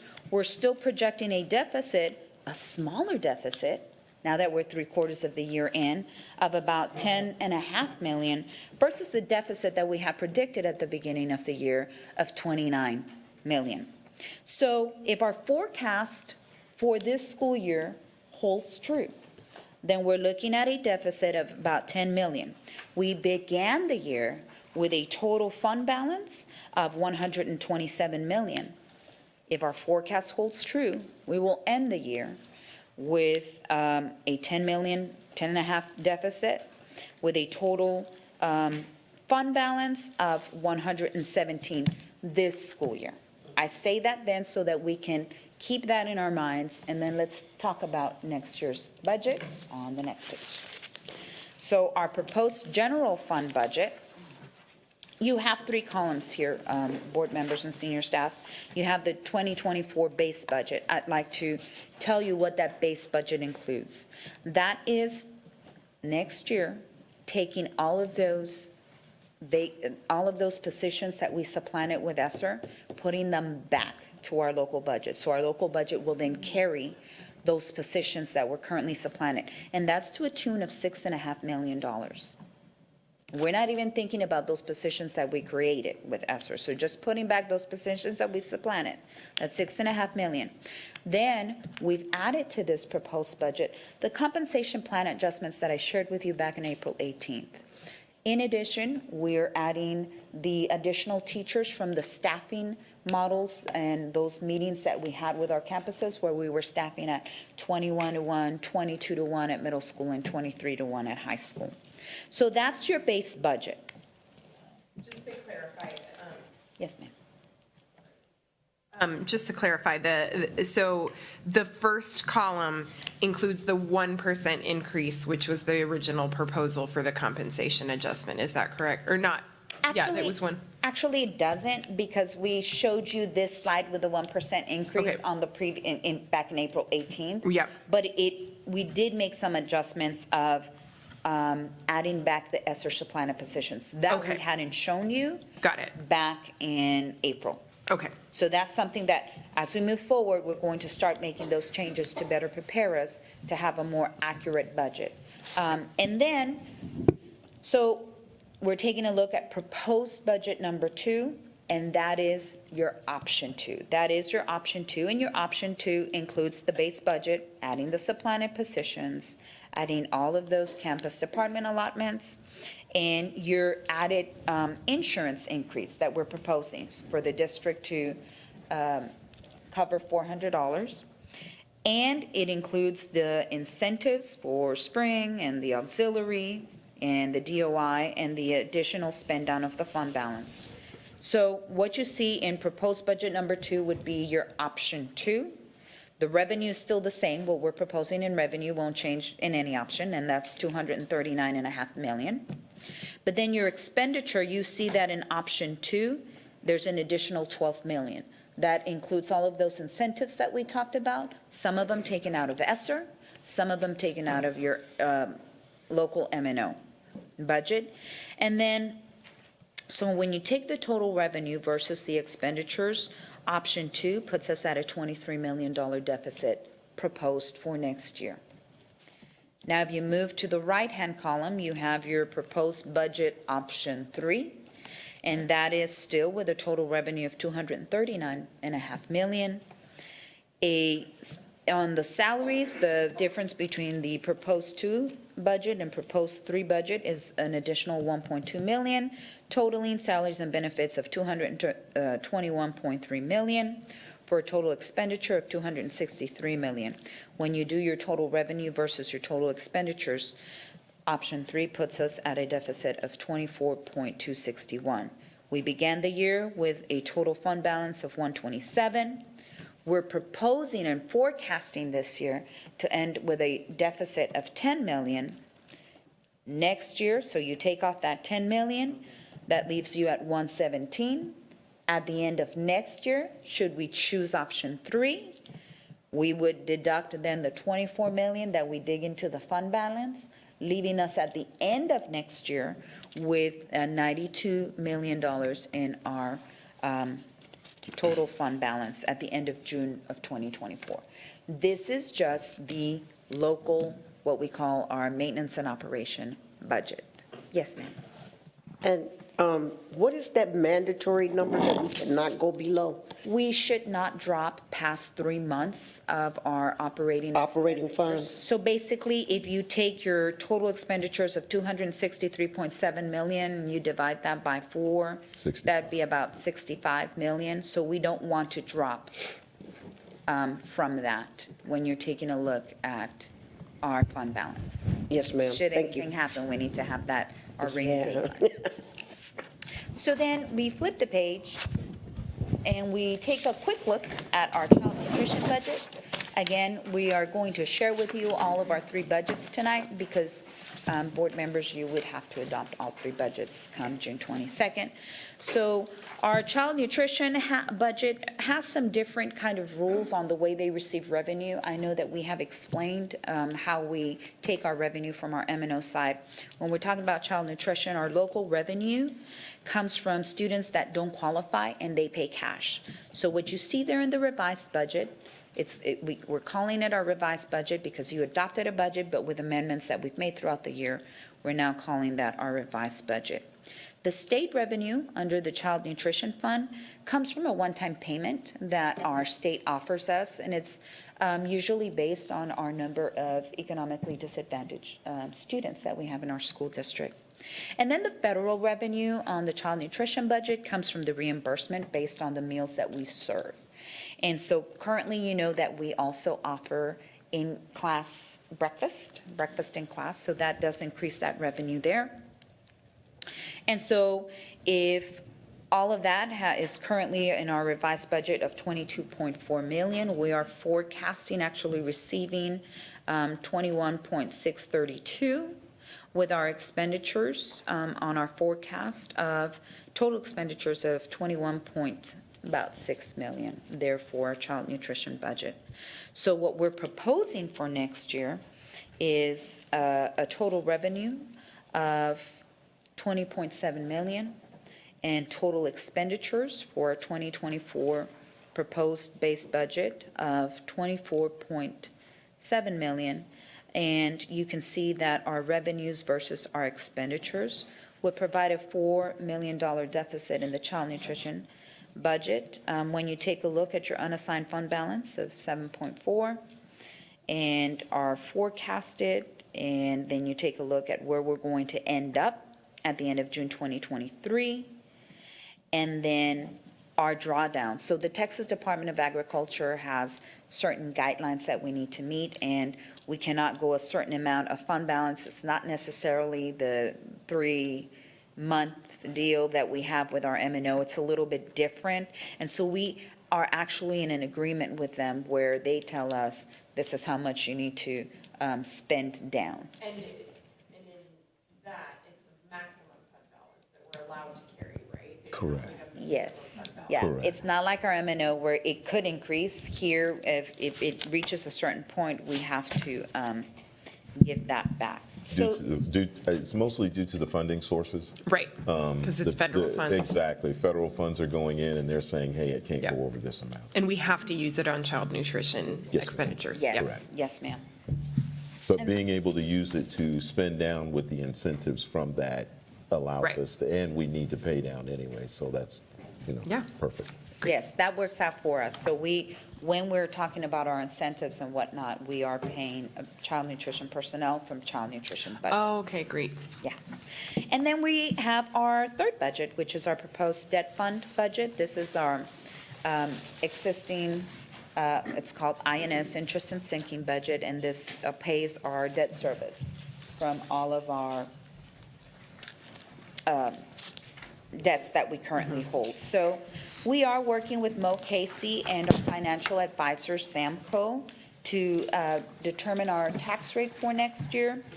Currently, this debt fund budget, if we go all the way to the right, our proposed budget is 55.9 in total revenue.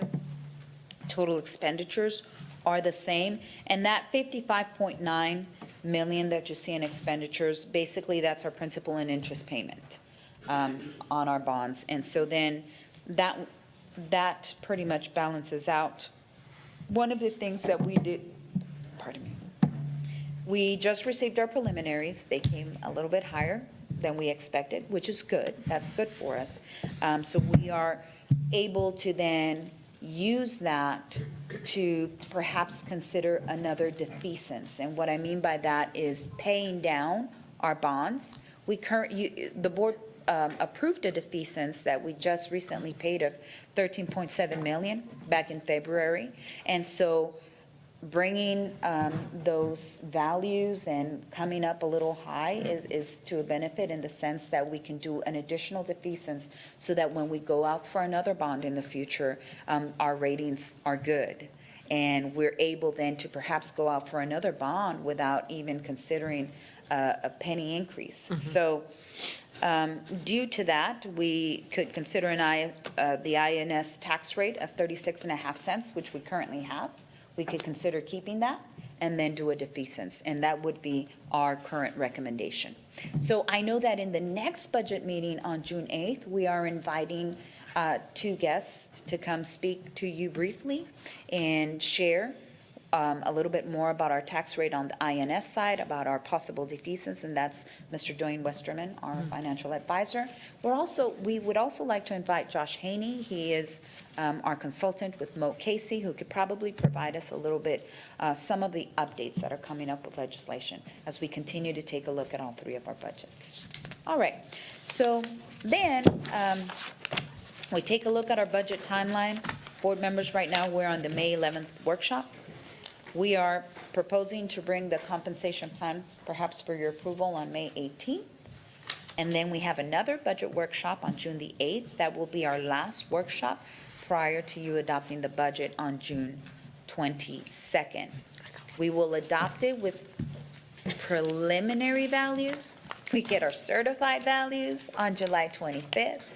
And then you set the tax rate in August, and then you will adopt your tax rate back in September. So I just wanted to give you an overview of what's coming and what has to do with our budget. The last page are just important budget deadlines. One of the things that we need to do is we need to put out, and we'll share this in the next upcoming meeting, our truth in taxation, what it is that we're proposing to set for our tax rate, and that's just what we talked about right now. So you will be seeing something in our newspaper that will be published on the 11th, but we will share it with you in advance prior to publishing that. So at this point in time, we have reviewed options 1, which is a 1% raise with basic incentives. We have reviewed option 2, which is a 2% raise for teachers and professionals, a 3% raise for auxiliary with an attendance incentive to our auxiliary and paraprofessionals, and the same ESSER and winter incentives, and teacher sign-on, and all-star. And then we have provided option 3, which is everything in option 2, but when you're talking about the winter and ESSER incentives, you're talking about incentives in steps. 0 to 5 teachers earn 1,000, 6 to 10 earn 1,500, 15 to 20, so on and so forth, in increments, in a way to value and reward our longevity and our loyalty here in our district. So those are the 3 options we're proposing. We've shared with you how that impacts our M&O budget, how that impacts, well, not our debt service, but we need to show that to you because you will be adopting that.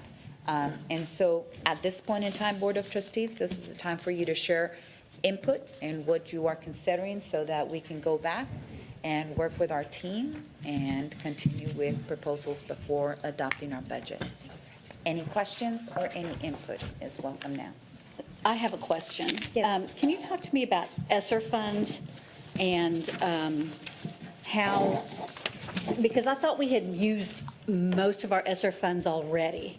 So we're going to take a lot of money from ESSER to put into these incentives. And so I just want to have clarity in my mind about how we have that money to use. We are definitely not dipping into anything that we haven't already set aside or encumbered. So we've set aside, when we receive ESSER, there's a certain percentage, 20%, that has to go towards learning loss. Right. And so part of that, we're already using, we're in the process of setting up a wraparound center within our school district. So that's part of that 20%. We supplanted some of our positions. It's time to start bringing them back. We don't want to then add all of the positions that we put under ESSER and wait until next year. And then you're going to see a huge impact to the local budget. So what Dr. Fields proposed is that we start adding some of those positions back. So that's already what we're doing here. So that's where we'll have the money to do these incentives, is because those positions are coming back to general fund. Yes, ma'am. So we had encumbered it previously, which equals spent. Yes, yeah. Bigger air quotes. Figured, yes. Yes, Okay, thank you. you're welcome. My question is, so I just want to make sure I'm understanding this. I'm looking at this slide that shows, like, here's the total cost of these incentives. And with option 3, the total cost, some of it coming from ESSER, some of it coming from general fund, is $14 million. Just the incentives. Just the incentives, yes. Because Some I'm of them trying to coming separate from- out what is the cost that we'll have to carry going forward of the percentage raise versus, and how much of a deficit will that create? So when I go to this page about the general fund, and I see that option 3 creates a difference in our net revenue versus expenditure of $24 million. If I take away the incentives from that of $14 million, that still leaves us $10 million of money that we are pulling out of the general fund to fund the 2% and 3% raises, correct? Yes, ma'am. Okay.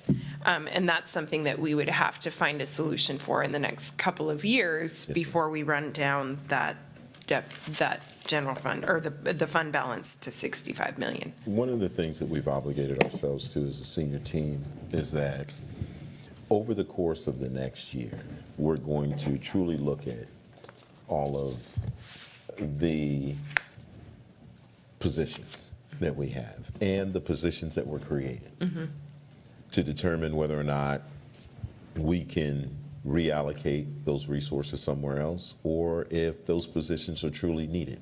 Can we remove them through attrition? We're noticing that we don't have anyone in that all year. We don't need to keep that going forward. That can be one of the positions that we reallocate or just take away. But all of us said that we would start looking for that this year, which makes us real cautious and hesitant to add on at Right. this point. Now, to Ceci's point, to Ms. Davis's point, she mentioned the position control position. That is too critical for us not to consider bringing to the board, which we will be doing, to increase in terms of a position, because so much is dependent on it now. Gone are the days where you could, kind of eyeball things. We need to have specificity when it comes to making projections. So that's one where we would. In other areas, one of the first things, and we've been pretty critical of each other and senior staff about bringing additions. Is this something that is what's best for students, and do we have to have it right now? And so I think over the course of the next year, we'll be able to really have a better understanding of what we can propose in next year's budget, of what we truly need and maybe what we can Yeah. change. Thank you. Yes, ma'am. You may not have this number, Ms. Davis, Yes. tonight, but do we have a count of exactly how many positions were moved over to ESSER funds Yes, that ma'am. we're going to have to bring back? Yes, and I can provide that through the next Friday notes? Yes. Tomorrow, we have it. Yes, we do have Okay. it. I don't have it off the top No, of my no, mind. I understand. But that total is 6.5 million. Wow. So currently, we have about 232 positions funded Total, out of right. ESSER. The ones that we moved back are the ones that were supplanted. And what I mean by that is, we received our ESSER, a total of about 60 million. We had people Over in the the course of district. 3 years. Yeah, Yeah. yes, thank you. Yes, yes. It was going to be paid out to us in payments, I remember. Yes, yes. Okay. That's right. And so we had already people in the district. So in order to help grow our local fund, our local budget, we supplanted some positions to the tune of $6.5 million. And then we also created some positions. You may remember that we added librarians at GT. every elementary campus, GT or academic enrichment teachers at every campus. We included some additional assistant principals at the campuses that were very small, that used to split. We also added some counselors at the very large campuses that showed a greater need. So those are what we're terming ESSER-created positions. Those positions didn't exist in this district prior to receiving those funds. What we are doing in the option that we showed you in the slide that shows you the M&O budget is we're already adding back the ESSER supplanted positions, and then we take whatever we have left to use them for the incentives, and we will draw down all of that ESSER incentive if we go with option 3 and option 2 for that. Thank you, ma'am. I look forward to seeing those numbers. Yes, ma'am. So I'm going to talk about option 4, and that means you haven't had an option 4 yet, but there's going to be, maybe. What I'd like to do is just evaluate the idea of either a 0.5 increase in raises or a whole point. So instead of 2% for teachers, 3% for teachers, 4% for auxiliary, or 2.5 or 3.5. I mean, just that differential may be realistic if it's a few million dollars to just do more, because I'm telling you that is going to say a lot. I mean, it's half of what we did last year if we do 3% for teachers.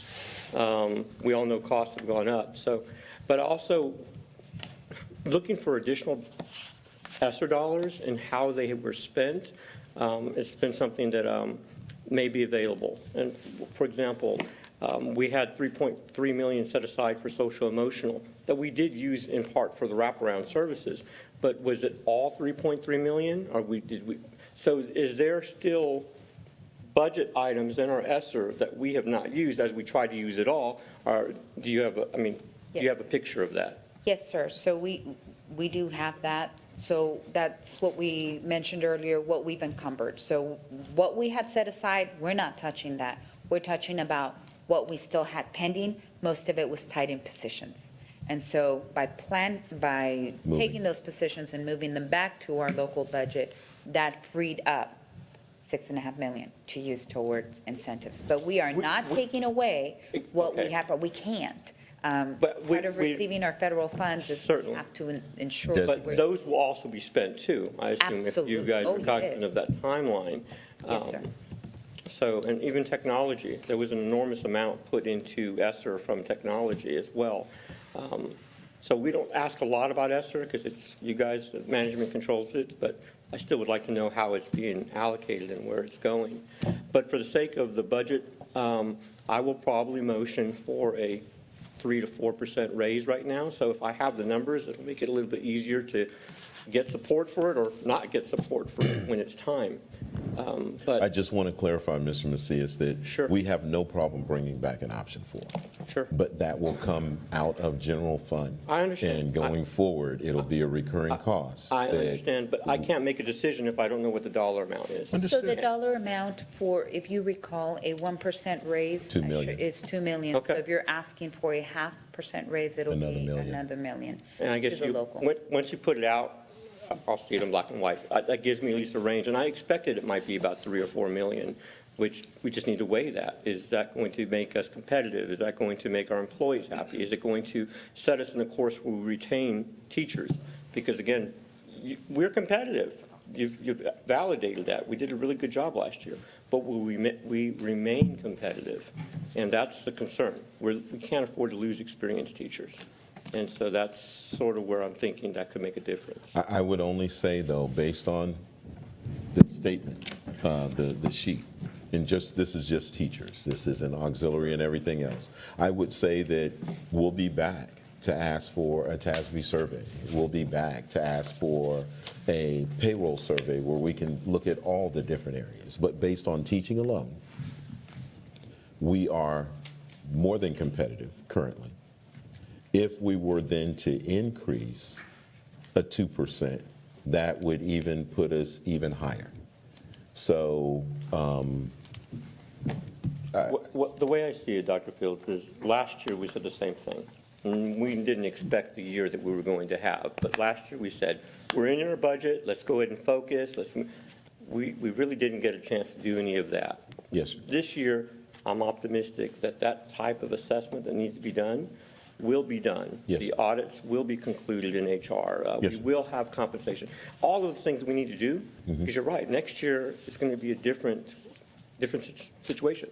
But this year is here, and we have some flexibility. We have a healthy fund balance, which in my mind is probably the right time to take a hit. The question, too, is what our interest is on the fund balance. How much are we getting back in interest in terms of extra dollars just because it's sitting in the account and we're getting interest on it? In this, I'm sorry, in this week's, next week's meeting on the 18th, Yeah. one of the things will be our investment portfolio that will be on the consent agenda item. In there, you'll be able to see how we invest those dollars and the return on investment for those investments.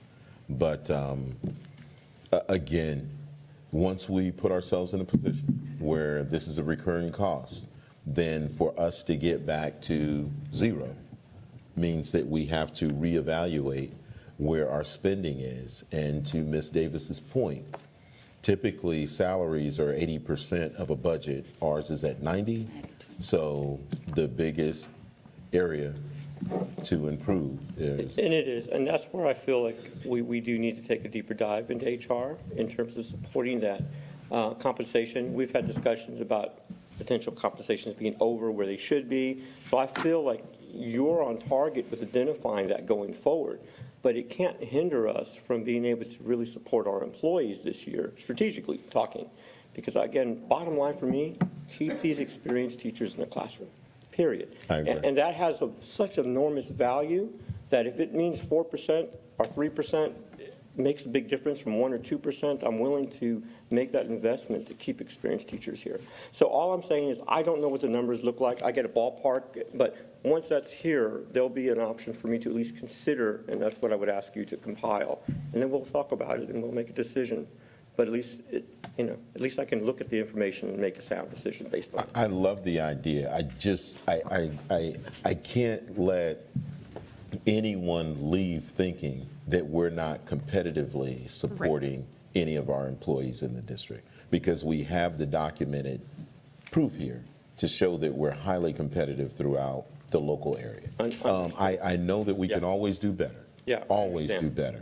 But I don't want anyone out there to have the impression that we're not. We You know. flexed our muscles last year. Yes, sir, we We did did. well, and I know we're competitive right now. Thank you. Yes, sir. I want to make sure everybody has a chance to weigh in on which option feels right. And so I'll invite other board members to be able to speak about what their thinking is. Good evening. Thank you guys so much for presenting tonight. Thank you guys so much for starting the teacher task force. I'm happy that that was able to get started, and we were able to get feedback from teachers of their thoughts and concerns of what they would like to see here in the district. So that was great to be able to see that take place and be able to utilize that information that was given for the budget. And so that was awesome. Right now, I'm leaning towards the option number 3. I love the teacher step incentive. That is awesome. You don't see that anywhere else in any other district. And it shows teachers that we value them. And so I like that option. You don't see that much, in many places. And I'm happy to see that we're so competitive with the budget, with the salaries. Also, what I like is that there is the health insurance, the $45 a month, the district contributions, and so that is great as well. But right now, I am leaning towards option number 3. Thank you. Anyone else want to share?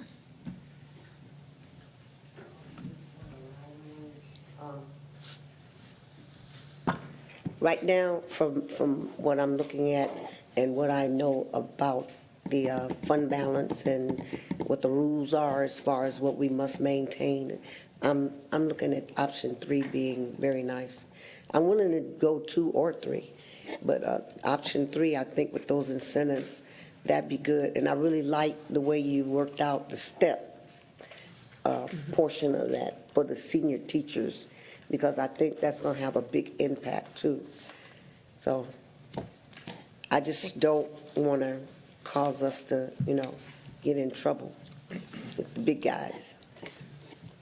Thank you. We can keep going around. Is there anything that precludes us from coming back, say, mid-year and looking at doing a 0.5% raise or something at that point? Once we have more information about what we're getting in funding, what the legislature is doing? We'd have to look at. I don't know. I don't know of it being done anywhere. I know. But, I mean, you could come back at any point, I would think. We'd have to check with the finance. I don't want to overpromise. That's why I asked, because yeah. But I think that once you set something, we would just put it from there, aggregate it, and go forward. But we'll check to find out for sure. As I said, I always want to do the most for our people as we can. Yes, ma'am. But I am cognizant of declining balance over the years. And since we are moving positions from ESSER back to general fund, that's going to be, that also is a recurring expense. So it's not just 1 year at $6 million. It's going to be, more next year. I also, and we're not there yet, but I will say that I want librarians and GT teachers to stay at elementary. That is a huge priority for me. And so that's another hit that that we'll look at for the thing. And so because of that, and because we have the unknown of not knowing what the legislature is going to do, I don't think I can go more than option 3 right now.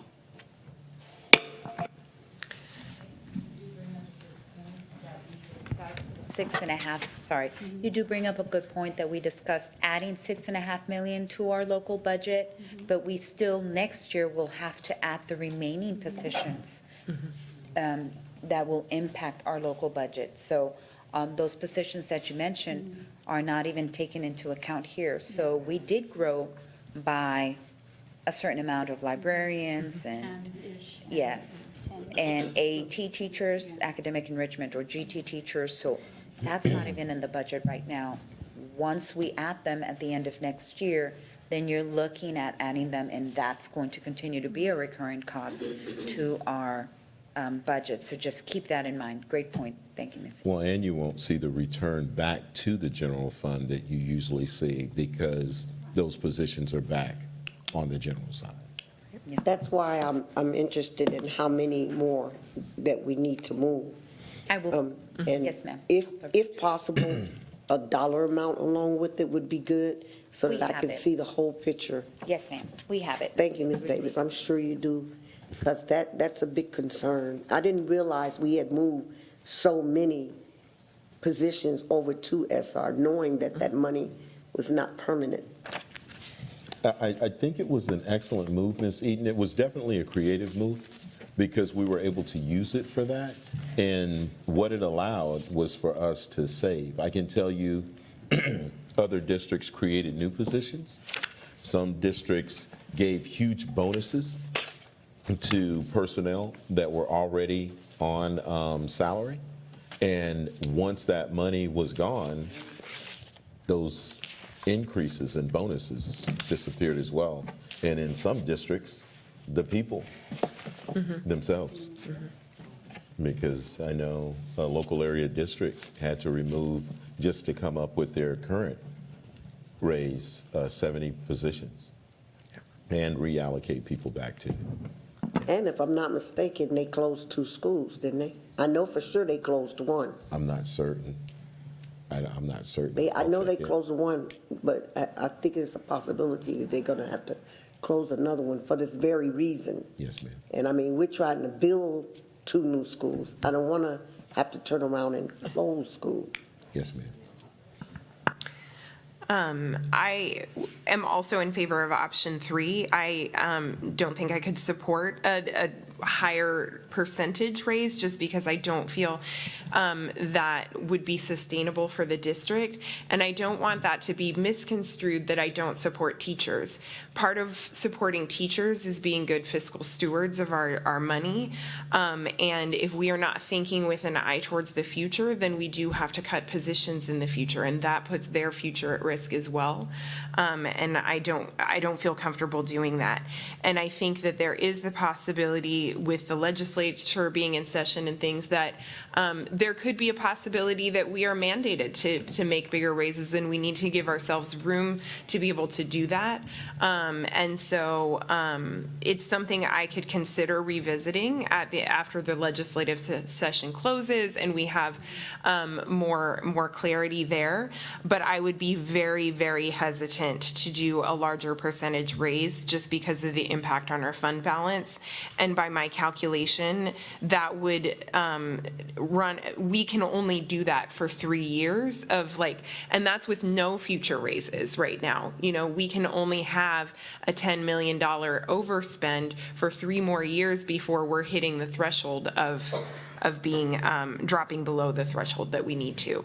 And that doesn't feel like good stewardship of our funds. So, but I think that the option 3 provides really great incentives for our teachers in a way that's sustainable for us as a district and communicates how much we value them. So that's my opinion. And I really appreciate the work that went into making this very clear. And also giving us a variety of options for us to consider. So thank you very much for your team's work on that. Well, and I appreciate coming all the way around at this point because I do have some follow-up based on everyone's input. I don't want anyone to construe the fact that I have an option 4 that I'm not being fiscally responsible, to your point. That is definitely not what I'm trying to be. Let's just blow all our money. That is not the point, but I want to make sure that's very clear as well. But my point is, and I've been on this board long enough where I have no more patience. We need to hit the gas now, and we need to retain talent in our district now. We always have the benefit of tax increases if we need more money 10 years from now, that if we're producing excellence, our taxpayers will pay for that excellence. So I'm not worried about 10 years. I think option 4, once it's created, is going to be conservative enough to say this is our commitment to ensure we have the experience in the classroom. And that's what the goal is. The strategy of having a stronger 1% is to ensure we keep the talent. If we're not, then we're losing. And not that new teachers aren't good, but we all know that there's a learning curve. So the goal is to look at strategy, and hopefully we'll have that discussion Thursday. And also, just to reiterate to the community who may be watching this later or whatnot, the goal is to give a sense of what we're going to pay. It looks like everyone likes 3, so we know we're at least going to do 2 or 3%. I'm calling for maybe a 3 to 4%. So that's the range that we're telling our community. That's the only element that we're going to vote on Thursday. It'll be the compensation plan. Sure. What we'll be putting forward is and what that does is it allows human resources now to go out and competitively and aggressively recruit, knowing exactly what we're going to expend for all positions. So the compensation plan as a whole is what we'll be putting forward, along with the incentives in the pay increase. But you're correct with the taxes. That's an area that we typically don't recommend until it becomes, dire need for us to do so. You are definitely the representative of the people that you represent. That's you let us know. And if we don't usually if we come are with that. doing our job, Yes, sir. I've never seen a taxpayer tell me, I'm not going to give you money because you're educating my kid, and he's doing wonderful. They're going to be supportive of good programming. So the other part that needs to be real clear is that we have a lot of middle management that we need to take a look at, coordinators, directors, executive directors, where there was an influx of that. And last year I asked Dr. Ball, please provide me what the difference has been in 2019 versus today. And I can tell you, once I get that assessment, you're going to see that's going to have ballooned outside, I think, the appropriate ranges, which means that's going to be the first area we need to identify. Are we getting a return on that investment in those areas? Are they truly moving the needle academically? And that's being good stewards of our funding. Understood. So I look forward to seeing what that looks like. I know Ms. Pichelle had some comments. Well, I don't have a vote. One way or the other, I don't need to. That will be decided with new board members. But I just want to say is that I trust the people around this table to be good stewards of our money. And I know that you will do the right thing by students and teachers and our auxiliary. Just Yes, ma'am. do the right thing. Yes, ma'am. Do the right thing. I trust that you will. I know. Yes, ma'am. And I just want to point out to Mr. Macias as well that one of the reasons we're having more of an influx is we're bringing people back who were moved away from central office during the times when we had those huge budget deficits. The philosophy was make the cuts at central office and not at the campuses. So when you see all these people coming back, that also represents a bunch of people who got moved away to start with. So I want you to please keep that in mind as you look at those numbers.